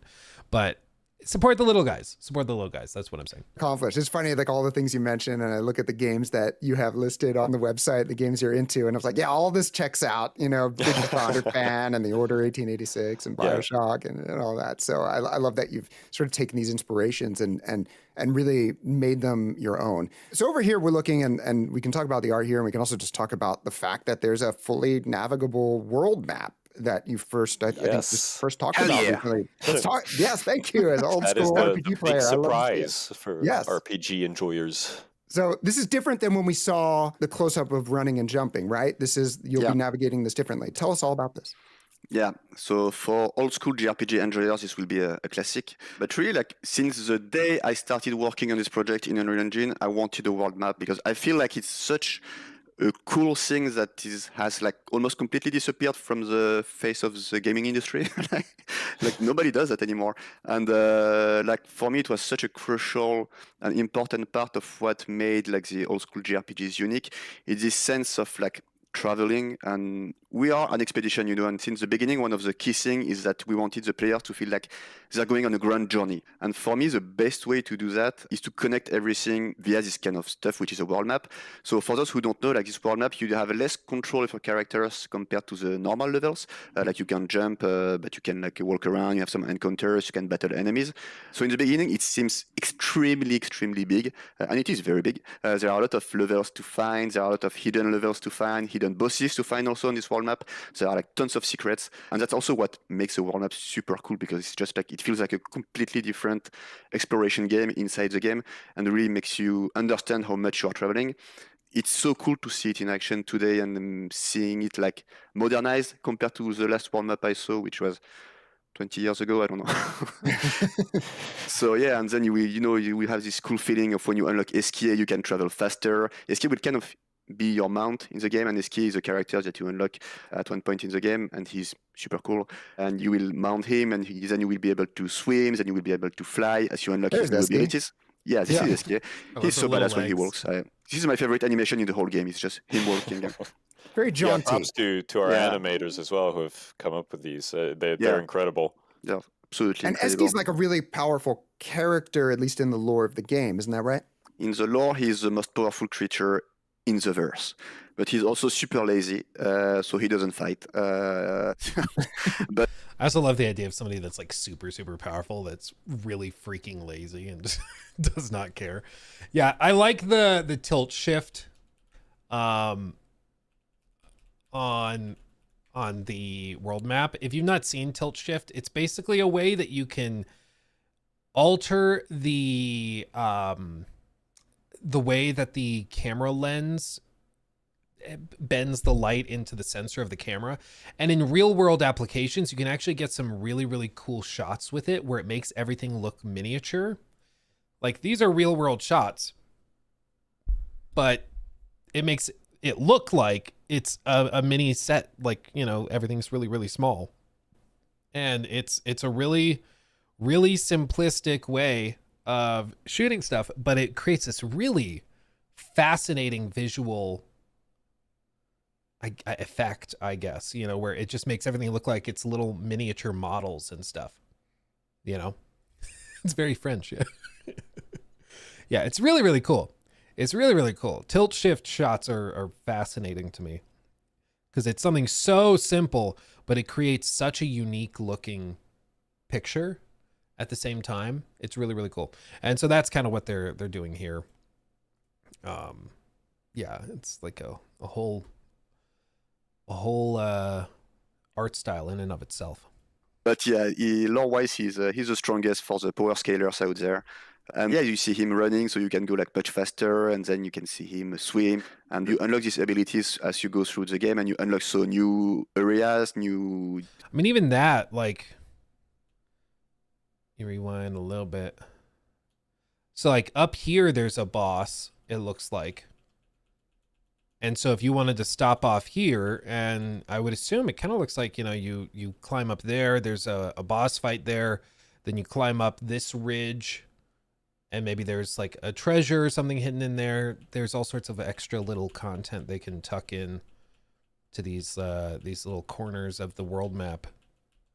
If you want to find it, if you want to do it. As you go through the game, and you unlock so new areas, new things to discover, new levels to discover. Holy pop-in, Batman. And you unlock so new areas, new. I was going to say, is this an enemy? Is this a character? But then it popped in with the rest of it. Things to discover. Yeah.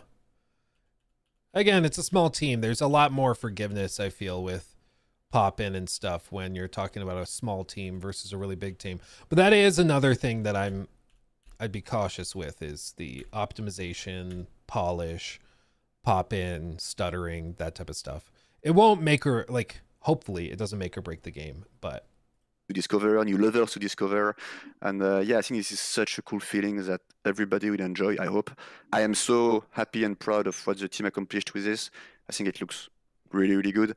It took a lot of work to make it work in a realistic, like, kind of graphics, and also like find the art style of this kind of world map that is usually like more stylized. So even in like the proportions we have today, like the characters and the trees and the assets are not like real life scale, but still I think it looks really good. So yeah, it does. It does. Thanks so much, guys, for joining us today and just sharing the passion and sort of the motivations, all the things. You can just hear it in your voice, like how excited you are about all these little features. And these are the features that, as an RPG enjoyer, you just love to hear about. And so is there anything we didn't cover here today that you'd love to share with the audience of the official Xbox podcast?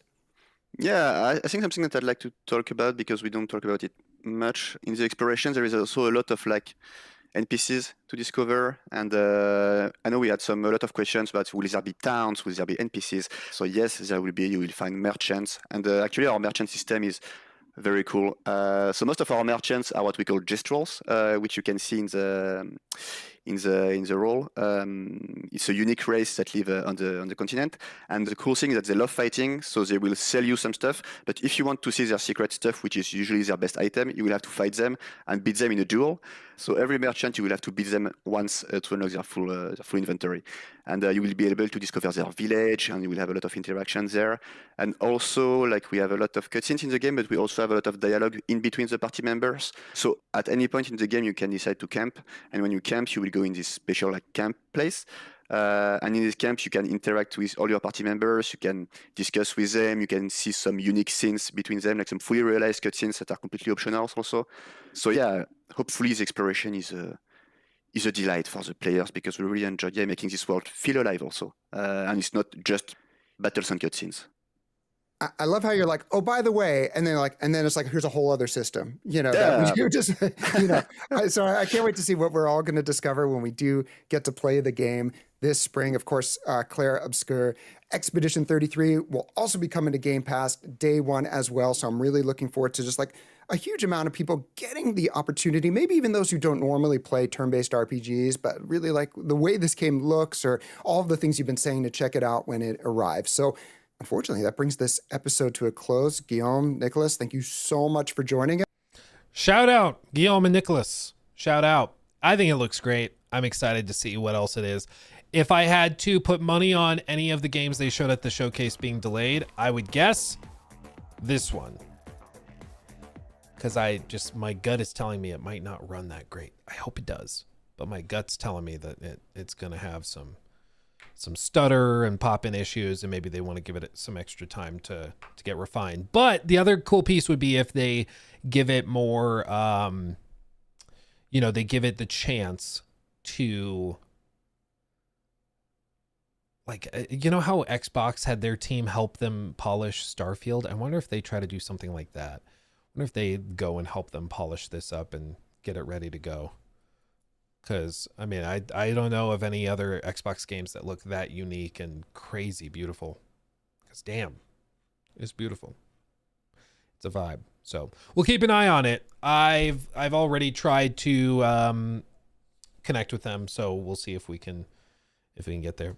Starfield was polished. More polished than any game they had put out before. Not a super high bar. Todd. But still better than previous stuff they had done. Thin Blue 42 said hi. Thank you for the 10. Hey Luke, did you see the Astartes 2 trailer? No, I've not watched it yet. I was gonna I'm guessing it is copyrighted out the ass, so I'm scared to watch it on stream, but I was gonna go watch it upstairs on my big projector with the speakers blaring and everything. Really get in the zone.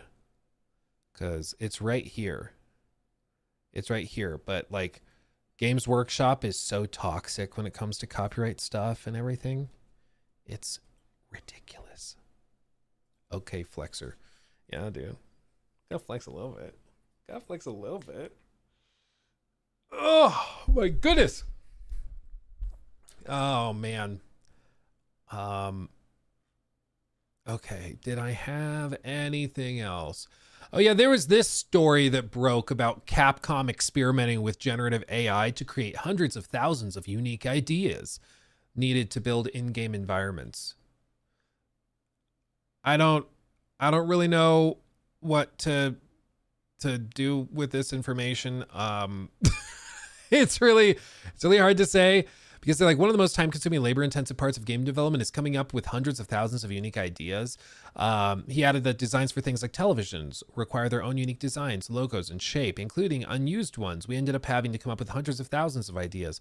Multiple proposals are needed for the thousands to tens of thousands of these kinds of objects per game, and each proposal includes illustrations needed to communicate the idea to the art director and the artist, as well as text. Seeing room for efficiency improvements, Abe created a system where generative AI could read various game design documents, and an AI could output the ideas, enhancing the development speed and efficiency, delivering feedback for itself in the process, and further refining output.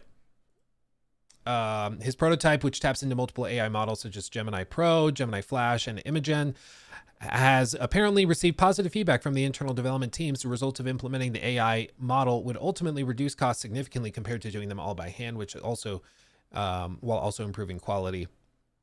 Right now, their experimentation with AI models appears to be limited to just this system, leaving other aspects of game development, such as ideation, gameplay programming, and character design, firmly in the hands of humans. Oh. My understanding is basically what they're talking about. Basically what they're talking about is like going to an AI and being like, hey, bro, move this up here. Make a game concept art depiction of an in-game TV with a fake in-game TV game show on screen. I don't know why I don't even know what I'm asking at this point. And then it does this, and we'll see what it does.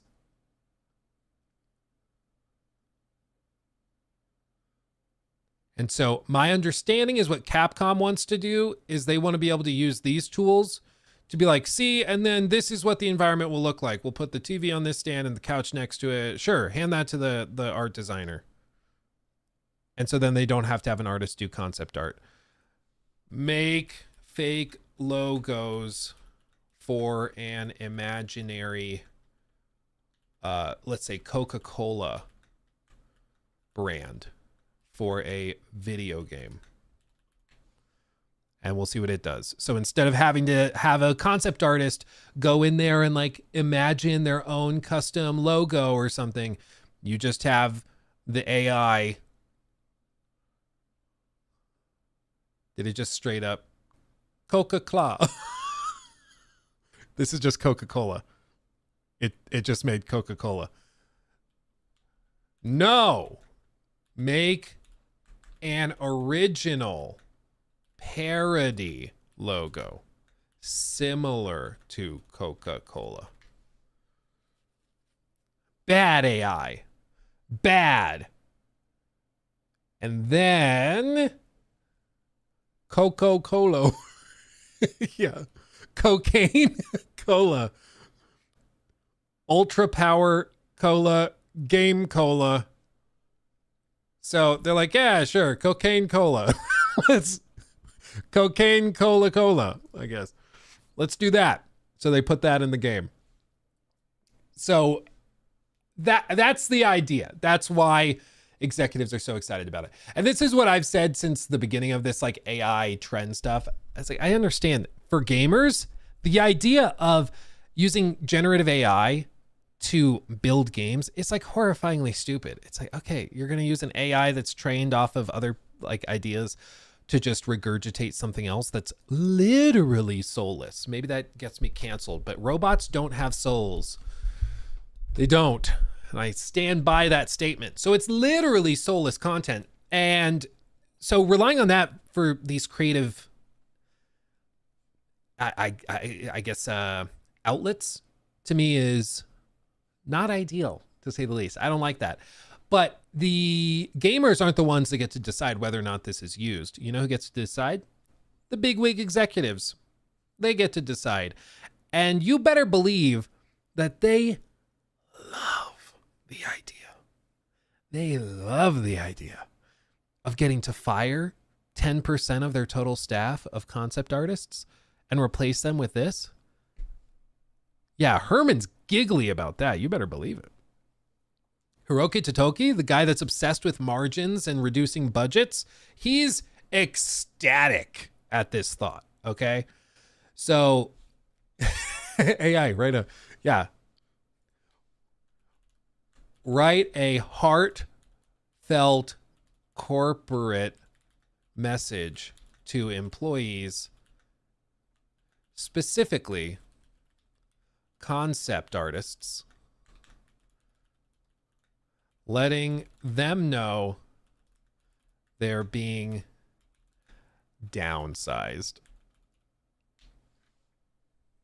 Dear concept artists, as we gather our thoughts and prepare for evolving landscape of our industry, it's with a heavy heart that we share some difficult news with you today. The creative spark you've brought to our projects has always been the lifeblood of our company. Your ability to transform abstract ideas into vivid, inspiring visuals has not only shaped our games, but also touched the hearts of countless players around the world. We recognize and are deeply grateful for the passion, dedication, and talent of each one of you contributing to our team. However, we find ourselves at a juncture where we must make some tough decisions in response to shifting market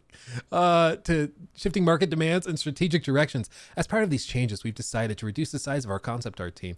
Yeah, see, boom. They've already got it done. Oh no, don't show it to Herman. Don't show it. Keep it locked down. He can't know. Oh God. Oh man. That's so funny. Oh God. Anyway, that's too real. Yeah, you're right. It's way too real. It really is. So I think it's very likely we see more and more of this stuff. And with big open world games, anything they can do to save time and money, they're giggly at. I mean, they're surely super thrilled to do it. But it's just going to be a matter of time. And there's going to be a number of these games where they're probably going to do it and they're not going to clearly state that they're doing it. I know the EU proposed a law. I don't think it's passed yet or will pass. I don't know. But they did something where they want clear disclosures on all AI stuff, which would be weird because if a piece of concept art was AI generated and then that AI art was put forward into something else like yeah, it would be really weird to see what that's like if that needs to be disclosed. So who knows? But I think the ball's already rolling on this stuff. They're probably already actively making games that utilize this on a very severe level. So real quick, shout out once again, Ronan working overtime, tagged me in this and alerted me to this video from Slider V2. Look at Slider V2. Slider V2 went into Red Dead Redemption 2 and added in the Edward Kenway suit and the Rampage trainer. And basically what this is they went into the like Guarma levels from Red Dead 2, but reskinned it so they put Edward Kenway into the game. And so we could see what a modern Black Flag game would look like. And so shout out to Slider V2 for pumping this out. This is crazy. Oh God. Oh my God. Bro, can you imagine? Can you imagine? Granted, this is in Rockstar's toolset. This is not in the Anvil engine that they're using for Shadows. But the rumored Black Flag remake is using that same engine that Shadows is using. So it should be able to look at least industry on par with the industry, because I think Shadows in many ways is industry, on par with the industry graphically. But man, Can you imagine?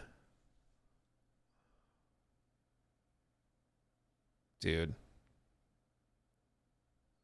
Hard? Is that the term? Hard? Throbbing? Is that fair? I'm in.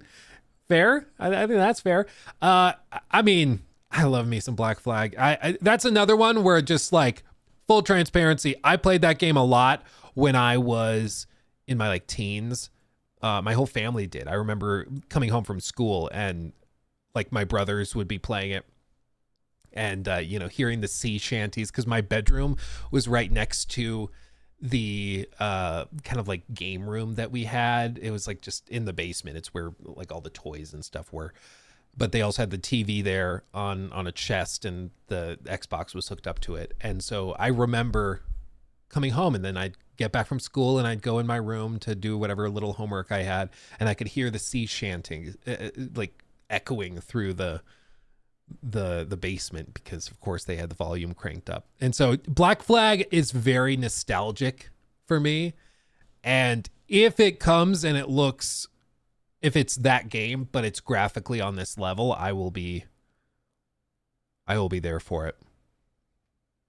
I just really hope they don't screw it up with like revamping all sorts of stuff that they don't need to, or rewriting stuff, or you know, we realize that pirates are really problematic. So instead of attacking people with swords, we decided that combat now will be based around hugging people. You go up and hug them, and then the finisher assassination move has been replaced with a kiss to the forehead. I hope they don't do that.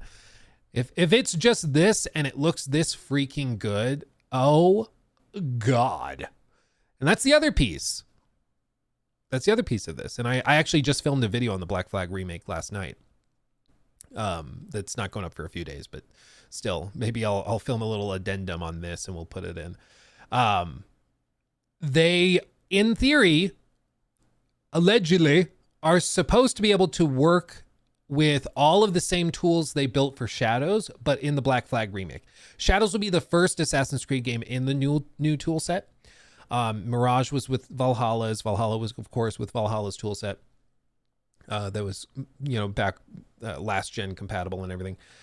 So this will be the first next gen AC game. And part of the goal with the Black Flag remake made in the same tool set is that they should, in theory, be able to use systems they built for Shadows and just plop it into the Black Flag remake. So if they want to add the storm and weather system from Shadows, they should be able to just move that into the Black Flag remake. If they want to do the enhanced AI stuff they're doing with NPCs, they should be able to just do that. If they want the enhanced parkour abilities, where they want, you know, Kenway to be able to do some extra cool parkour or backflips or things like that, they should be able to just move that in. So there's a lot of possible upside, but as always, you should be cautious, cautiously optimistic. Honestly, I would play a remake of Black Flag with that combat system though. Yeah, I mean, I think this is the thing. Like, Ubisoft needs a W desperately, right? They really, really need something that people can just go, okay, that's fire. They just need that. That's all they really need. Luke do a backflip, I would die. That's all they need is a W. And one of the ways that a lot of other companies have gotten the W, and by W I mean like easy cash, is that they just go and they capitalize on nostalgia. They just go and they release a remake of a game you played back when you were a kid, and it makes you feel something special, and you're willing to pay $50, $60, $70 for it because it makes you feel so ooey gooey inside. That's the easy cap. That's all they need to do. Oh, you got Dead Rising? You played that when you were a kid? Boom. Remake. Fix some stuff. Remaster, I guess, technically. Boom. Enjoy. Money, please. Like, it's so easy that it's kind of amazing that Ubisoft hasn't really done it yet. And for them, it should just be a layup. Like, because there's so many people who played Assassin's Creed games back in like 2007, 2009, like 2013. And to capitalize on that nostalgia would just be easy money for them.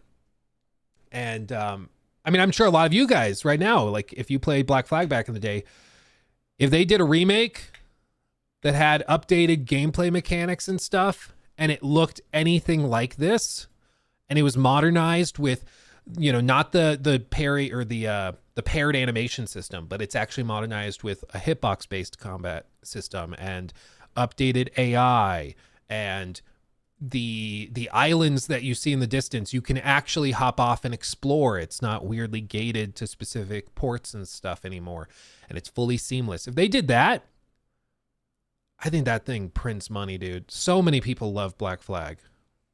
So many people love Black Flag. I think you'd see a lot of people shut up real quick and be like, okay, fair enough. Like, easy money, dude. So we'll see. It's expected that it could be coming out as early as like November. That would be crazy. But it's possible. It's possible. And there's so much nostalgia with AC games. Like, so much. People still go back and look at videos of AC Unity, of Black Flag, of Assassin's Creed 2. Like, man, I'm telling you, Ubisoft, you're leaving money on the table. Ezio Trilogy remake or remaster. Yeah. You just have to be able to do it. You just got to do it. Yeah. Maybe make the rope dagger available early in the game. Yeah, so you could do that. Tons of stuff. When did they announce / it got leaked? So, funny story. You remember the guy that leaked it was a developer. He put on his LinkedIn profile that he worked on the remake of Oblivion. Do you remember that guy? Where is history? Where's my history? Do I just not have that? Where? Hold on, let me see if I can find it.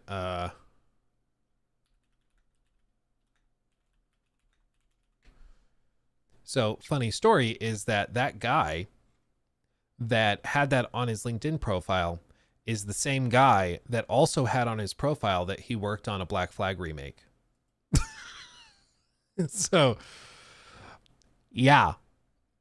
Yeah. It's pretty freaking funny.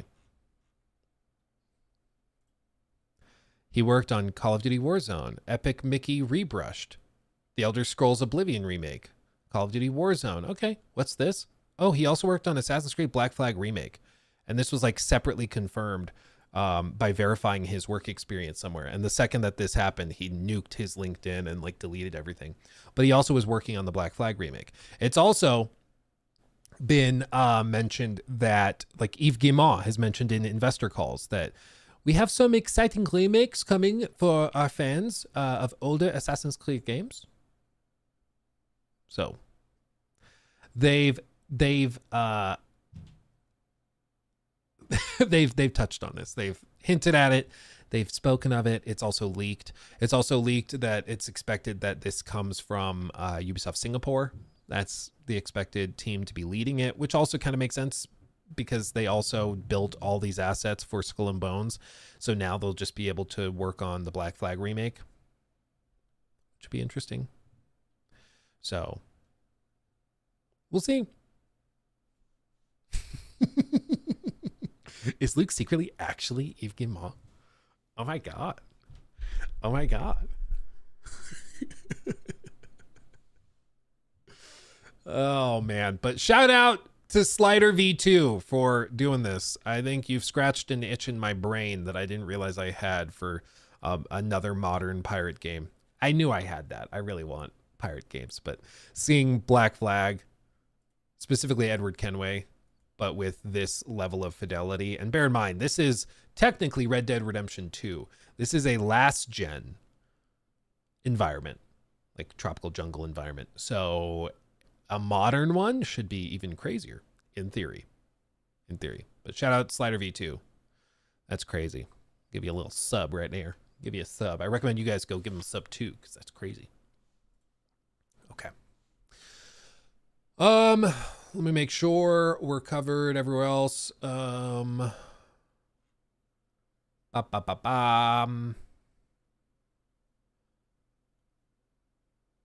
one more. One more thing, Jacob. I'm sorry. The biggest headline of the day. Sabrina's coming to Fortnite.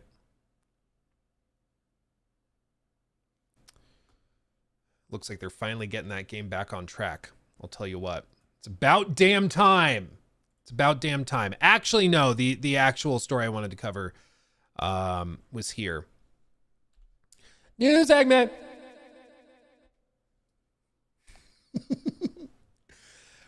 Breaking news. Report. Bend Studio cuts contractors following live service game cancellations. Cancellation. With its project scrapped, a former Bend contractor alleges the studio has ended all ongoing contracts except for a select few. Of course, this is in the wake of the latest news that Sony Bend and Bluepoint's projects were both canceled by PlayStation right before the announcement that Herman Holst was getting demoted back to head of the studio business group, and the other Japanese corporate guy is being promoted to CEO of Sony Interactive Entertainment, and he's keeping that job.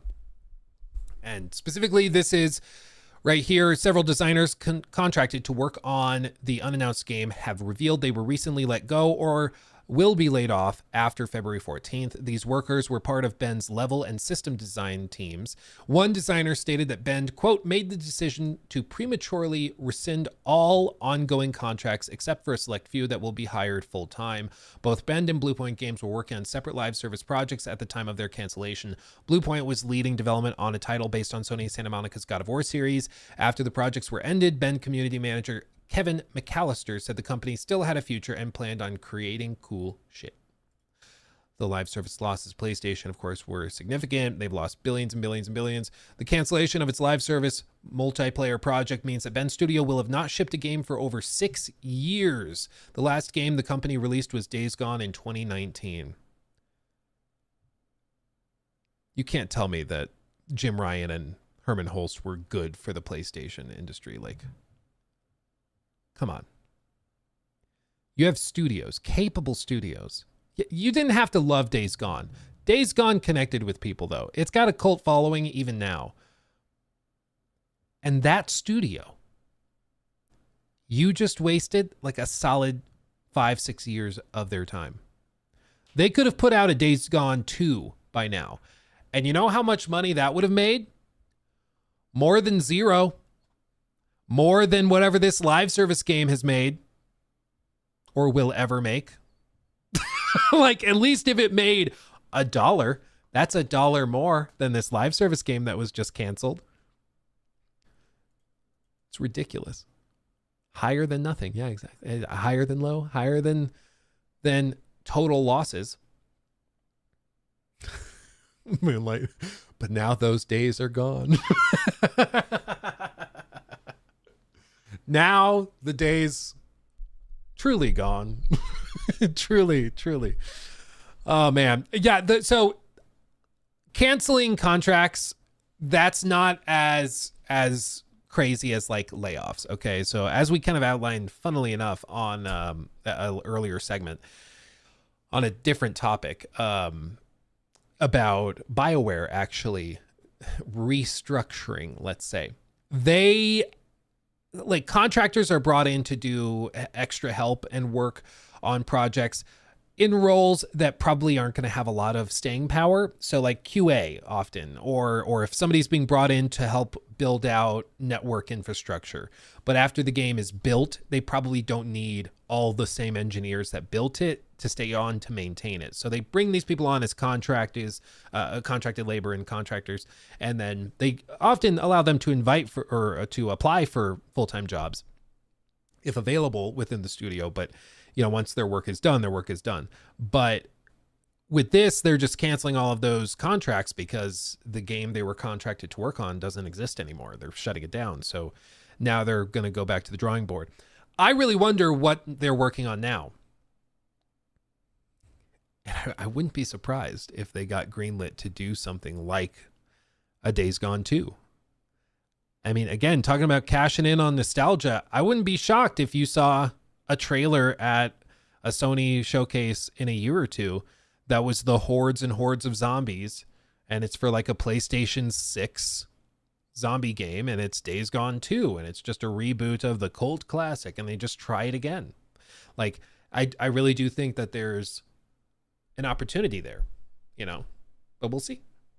They're doing that. Blue Point is going to work on something. Maybe now they'll finally assign them to Bloodborne remake or whatever. Who knows?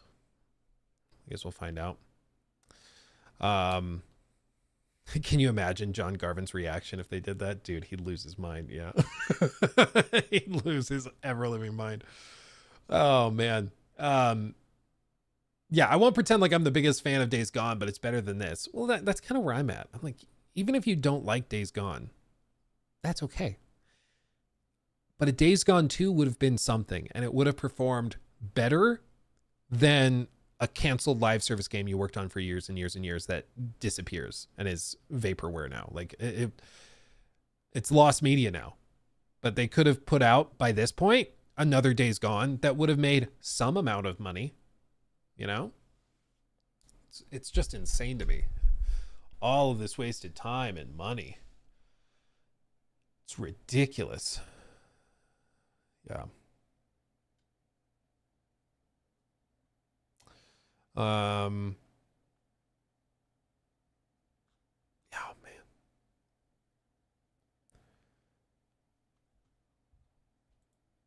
Yeah, unfortunately there's not much more to say than that. It's just, you know, they've decided to refocus, and they don't need the contract labor, and so they're moving in that direction. And then in the same story as the BioWare, you know, they're restructuring. This one is much more significant though, because this basically sounds like they are shuffling around a lot of people. They're moving people out of their jobs, and the BioWare story is actually like a much more unexpected, ground shaking thing. Whereas this, like, yeah, you canceled the game, now the contractors don't have anything to work on, so their contracts get terminated. That's kind of to be expected. Unlike Sabrina coming to Fortnite, which is unexpected, but greatly welcome and desired. So there you go. There you go.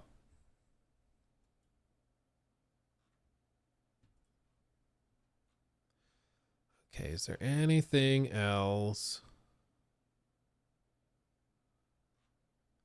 Let's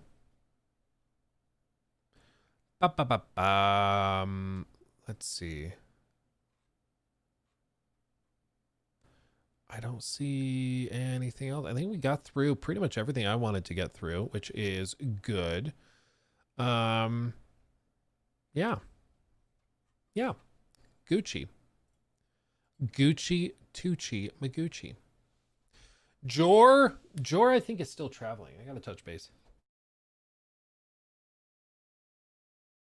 Sneeze like crazy. Oh man, that snuck up on me. Okay. Oh, you ever sneeze so hard it like takes you a second to recover? That's where I'm at. Do you think the PS5 or PS6 will be expensive? Yes. Yeah. Where the F is Beyond Good and Evil 2 in some studio somewhere within Ubisoft. Who knows? I really wonder if they have another like Skull and Bones type contract with it. Like, did they do something where like they have to release the game? Because you'd think they would have canceled it by now, but I'm playing right now. It's all right. Yeah, it's shocking to me that it's still out there somewhere, but they say that it's making progress and they're happy with it. So we'll see. You see the Rise of the Ronin PC announcement, Luke? Yeah, I saw it. I don't know. I don't know. Hopefully they can build it out in a way and they can optimize it in a way where it doesn't have the horrible pop-in issues that the launch version on PlayStation 5 did. Because the version on PS5 looked like a PS3 game. And it didn't even look like a good PS3 game. It looked like a bad one. And it was kind of unacceptably rough, I think.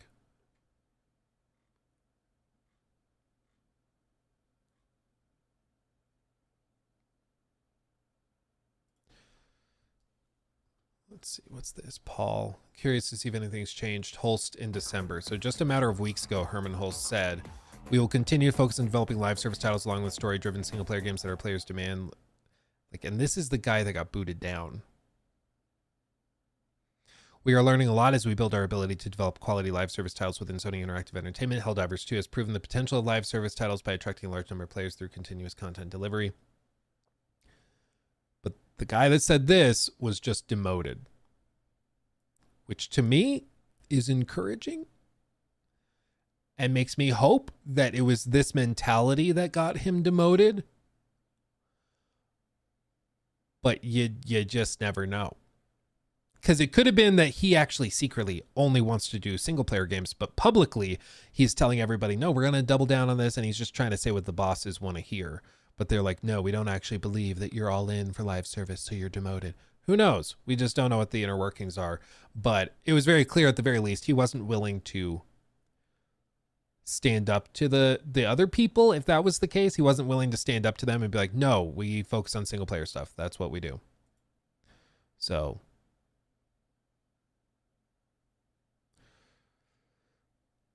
hopefully they sell Bungie, the worst acquisition in video game history. I don't think they can. They paid over $3 billion for that company. I don't think another firm would pay more than like 300 million. Like, they're losing money. They have Marathon, which might make money. That might end up being successful, but like I just never before have I seen a game company acquire another studio for $3.7 billion and get nothing for it. Like, if anything, they've lost money because the Destiny has been hemorrhaging so much cash. Wasn't Marathon supposedly going through development hell? It's been through multiple directors. They did a preview though, and the preview apparently was better. Who knows? Who knows? They've invited content creators out in the last few months. So they're trying to get like feedback, and they're trying to find out what those people like or dislike about it. We'll see a gameplay reveal at some point this year. Probably. We'll see. Yeah, and they canceled the other IP. Okay, before we go, should we laugh at somebody on TikTok investors? Fuck, bro. You can't even make this shit up. Just take a lucky guess where I bought at. Just take a lucky guess. I'm thinking that this shit about to go to the fucking moon. I'm thinking I'm missing out on some shit. How is this even possible? How can you even do this to a chart? How is this even possible? And I missed out on Trump coin, Vine coin, all the other big coins. I'm thinking I'm getting into the next big coin early. I thought wrong. This is how it feels anytime I buy any type of stock, any type of crypto, any type of anything. Am I the only one that goes through this? I'm really surprised I haven't experienced this shit yet. My whole portfolio gone in one candle. Okay. My whole portfolio gone. It's a portfolio, not a profolio. He might be trolling. With these guys, I never know. But if you're gonna put your money into a meme coin, I have very little sympathy. There's this classic where the guy told the entire class that the money or the stock was about to do something really cool.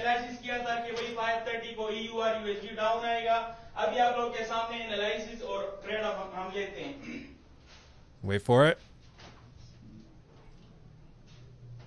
He's gonna bet big.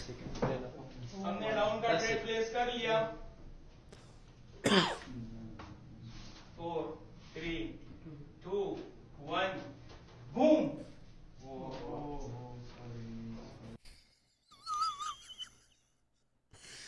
He shorted it.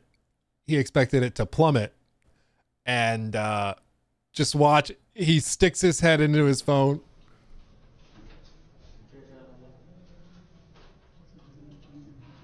Everyone in the room is like, he just lost so much money. Oh my God. One of my other favorite things is following up on some of these guys, because some of these guys that you see on these pages ended up getting caught. Like Jeremiah the Bull Evans pled guilty yesterday to charges of money laundering and security fraud brought by the DOJ. He is alleged to have defrauded over 500 victims to the tune of $20 million.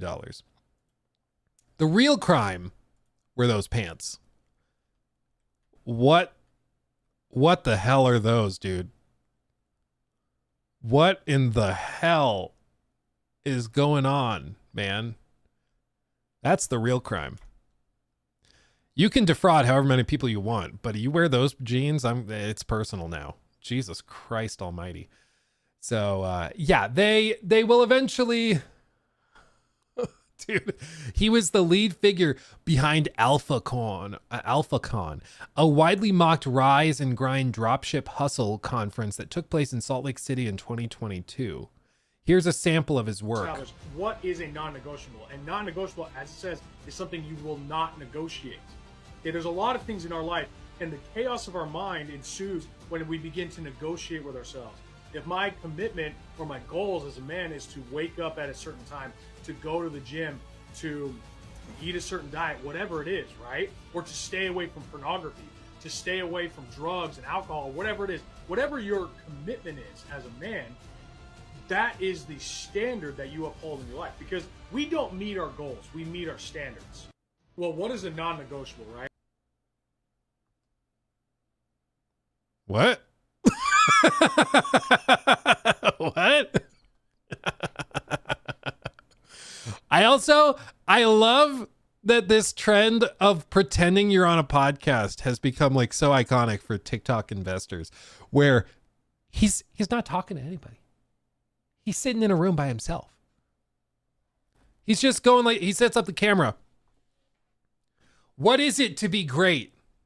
To be great is to understand what it is to be greating. Because to be great, you have to do that thing. And to do that thing is to be ing with it. To be greating. I have to be greating to be great. That's all it's about, man. Buy my course. That's all they're doing. They're just sitting there rambling, making stuff up, pretending they're on a podcast. And bro, it's so cringe. But this is why it's fun. It's because you can follow up on a lot of these people and find out that they got. Because you can only defraud so many people for so long. Very mindful, very demure. Good, thank God. Oh. See, if he would have looked at the camera, he could have saved another week. Yeah, see, exactly. He defrauded a member of the TrueAnon podcast by flying him out to the Grand American Hotel in Salt Lake City, where there was a harp player in the lobby before banning him from the conference. An hour after banning a member of the TrueAnon podcast from AlphaCon, Jeremiah the Bull Evans, oh my God, I can't believe I just said that, asked security guards to ban him from the wing of the hotel the conference was based in. He couldn't even enter the toy shop. This investment advice... so like here, I missed the first part of the presentation, but I doubt I would understand what's happening here even if I heard it. And it's just like a nonsensical slideshow. This investment advice could have saved my life someday. Jeremiah was trying to kill me by withholding it. And then this is him on the haters. The haters. How do you not care about the hate that you'll receive? How do you... He's not even pretending that somebody else is asking him the question. He's just saying the question, talking to himself in an empty room in front of a camera. Overcome the haters? How do you overcome the idea of what will other people say about me? Okay, there's one of my favorite quotes of all time. As a matter of fact, Winston Churchill, right there. I got his letter right there. Is one of my heroes. Winston Churchill. Think about Winston Churchill. Winston Churchill stood toe to toe with Adolf Hitler while people in the Parliament of the UK were backstabbing him, trying to get him out of there at the brink of destruction. Winston Churchill. You want to talk about stress? Endured some of the most stressful times anyone could possibly imagine. And you know what he taught? He said, you have enemies? Good. It means you stood up for something sometime in your life.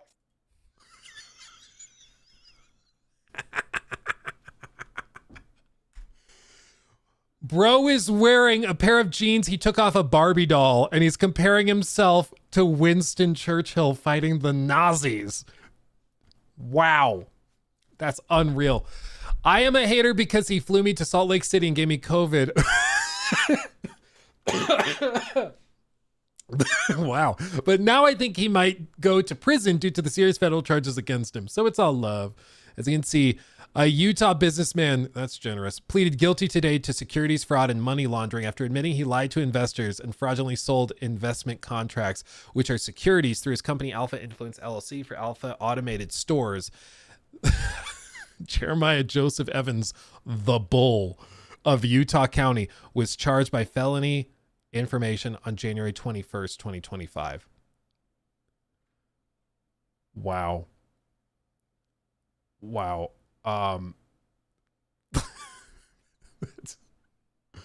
That's crazy, dude. Couldn't have happened to a nicer guy or a worse pair of jeans. That's pretty funny.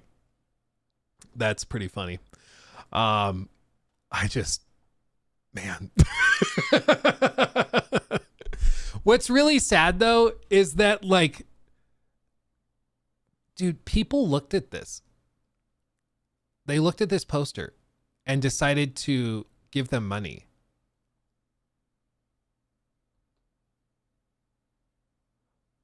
Like, I don't know where in life you have to be to look at this poster and decide that these people are, like, they hold the secrets to your future. You have to be really lost. And genuinely, I feel for the guys that would give money to these types of con artists, because clearly you're looking for something in life. You're looking for some answer. You want to be rich. You want to be alpha or whatever. So you go to this guy, the alpha. Bro, if you had more to work with, these pants are so tight, I'd be able to tell what religion you are. It's insane, dude. Your girl's leggings are looser than your pants. It's unreal. So, anyway, they caught up with him. He's going away. Securities fraud is no joke. What is a typical punishment for securities fraud in the U.S. if the offense is totaling over, I think they said 20 million in damages? Totaling over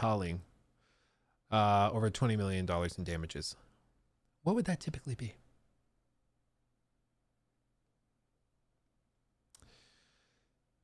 It can result, it's a Class C felony. It can result in up to 20 years in prison, 3 years of supervised release, and fines up to $5 million. However, the actual sentence can vary wildly, including the amount of loss, number of victims, blah, blah, blah. For example, cases involving damages over $20 million might see sentences at the higher end of the spectrum, with individuals potentially facing several years in prison. The United States sentencing guidelines also play a role where the base offense level for securities fraud can range from 6 to 36, with adjustments for the loss amount and all of that. Civil penalties, probation, restitution, things like paying them back, fines to the government. Given the scale of $20 million in damages, fines could be substantial, potentially exceeding the statutory maximum in certain cases.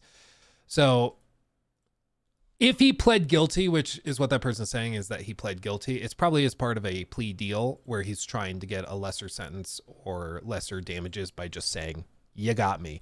Which honestly, good idea, because the Fed has something insane like a 97% conviction rate. If you get charged with a federal crime, you're done. You're done. Like, they're going to win. So and my understanding is these are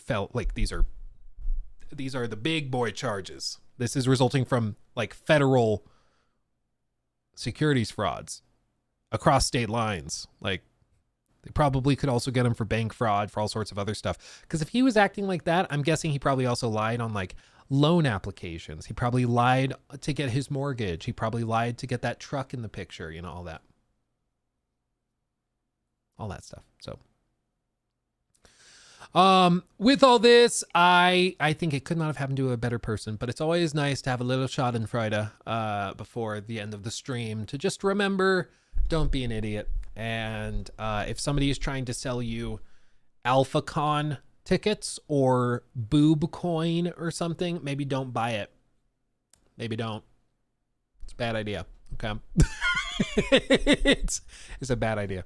Hey, Dad, I want to get into stocks. What site should I use? If you're in the States, I always recommend, especially if you're dealing with smaller volume, Robinhood. Super easy. It's on your phone. It's very intuitive. Robinhood's super easy to open an account with. Go with Robinhood. There are other sites that have other benefits, other outlets you could go to, whether it's like Charles Schwab or if you're trading through TD Ameritrade or something like that. Robinhood is going to be good for 99.999% of people. You'll be fine. You'll be totally fine.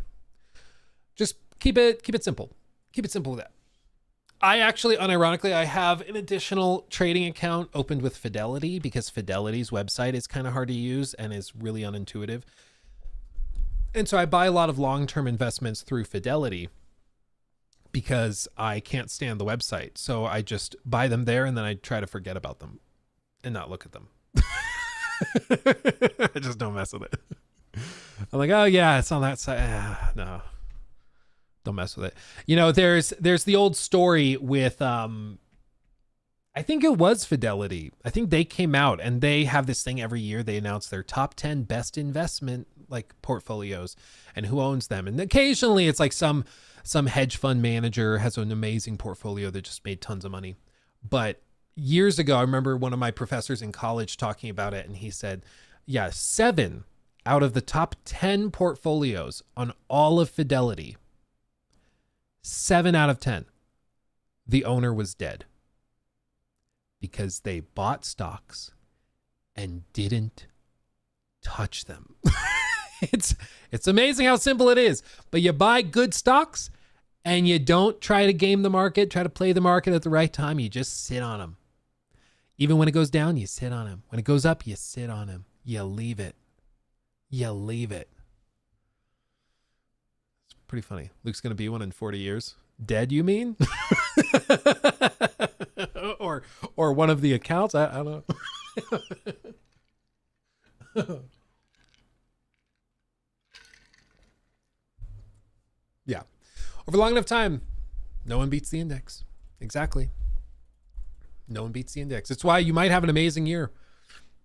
I had like a 54% 2024 on my trades, on my investments.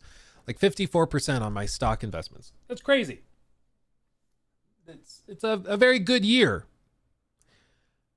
I fully expect I will not have a year that good for a long time. Okay. Sometimes you get lucky, but that's a lot of it. Over time, the indexes will always win. Like, that's just how it is. There were some people that had 500% years or 10,000% years because they invested in some crazy stock that blew up. But typically, if you get more than 10%, you should be happy. Yeah. When do you cash them in then? The stocks? Ultimately, what a lot of people do is they just build a portfolio that's worth a lot and then they roll them into stocks that pay dividends and then you live off the dividends. Like if you have an investment portfolio and you own a bunch of stocks worth I think we did the number at one point or did the math at one point. It was 2.5 million or 2.8 million or something with a pretty standard dividend-based portfolio. You can get paid out $150,000 a year without ever having to touch the stocks that you own. So the stocks are going up in value. You're also being paid dividends because it's your share of the earnings of the companies you own parts of, and you live off of the dividends. Yeah, the tough part is getting to that 2.8 million. That's the hard part. But that's the goal for a lot of people's retirement is you're not saving up $3 million and then spending a chunk of it every year. The goal is to get to $3 million for retirement and then live off of the dividends that money earns every year. And then when you're dead, that money goes to your kids or charity or whatever else you want to do. But you got to stop thinking of it as saving money to spend later and start thinking of it as buying chunks of companies that are going to be worth more in the future. And as they become worth more, they're going to do more work for you. Don't think of it as your money sitting in an account. Think of it as you buying little bitty chunks of companies that will then do work for you. When you think of it as like a sim game, as like a game of Factorio, and you're buying little manufacturing node things, think of it that way. Like, don't think of it as you're putting money in a savings account, because then you'll drive yourself crazy. But when you understand that the money can work for you, it's much, much easier. Okay.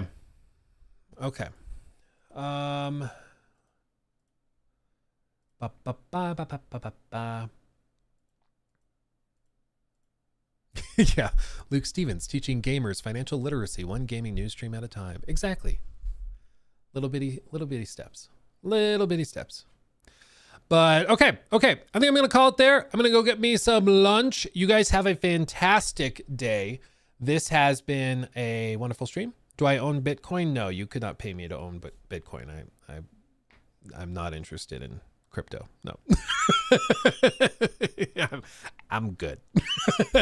Much love, everybody. Have a wonderful, wonderful time with the rest of your day through tomorrow. Tomorrow, I think we're going to have 2 videos out. One on the Hogwarts Legacy mods, and then one on the Spider-Man 2 PC release. So buckle up for that. 2 videos one day. It's going to be crazy. Until Friday, my friends. I'll see you Friday. Much love, hugs and kisses. I will see you very, very soon. Until then, my friends. Bye-bye.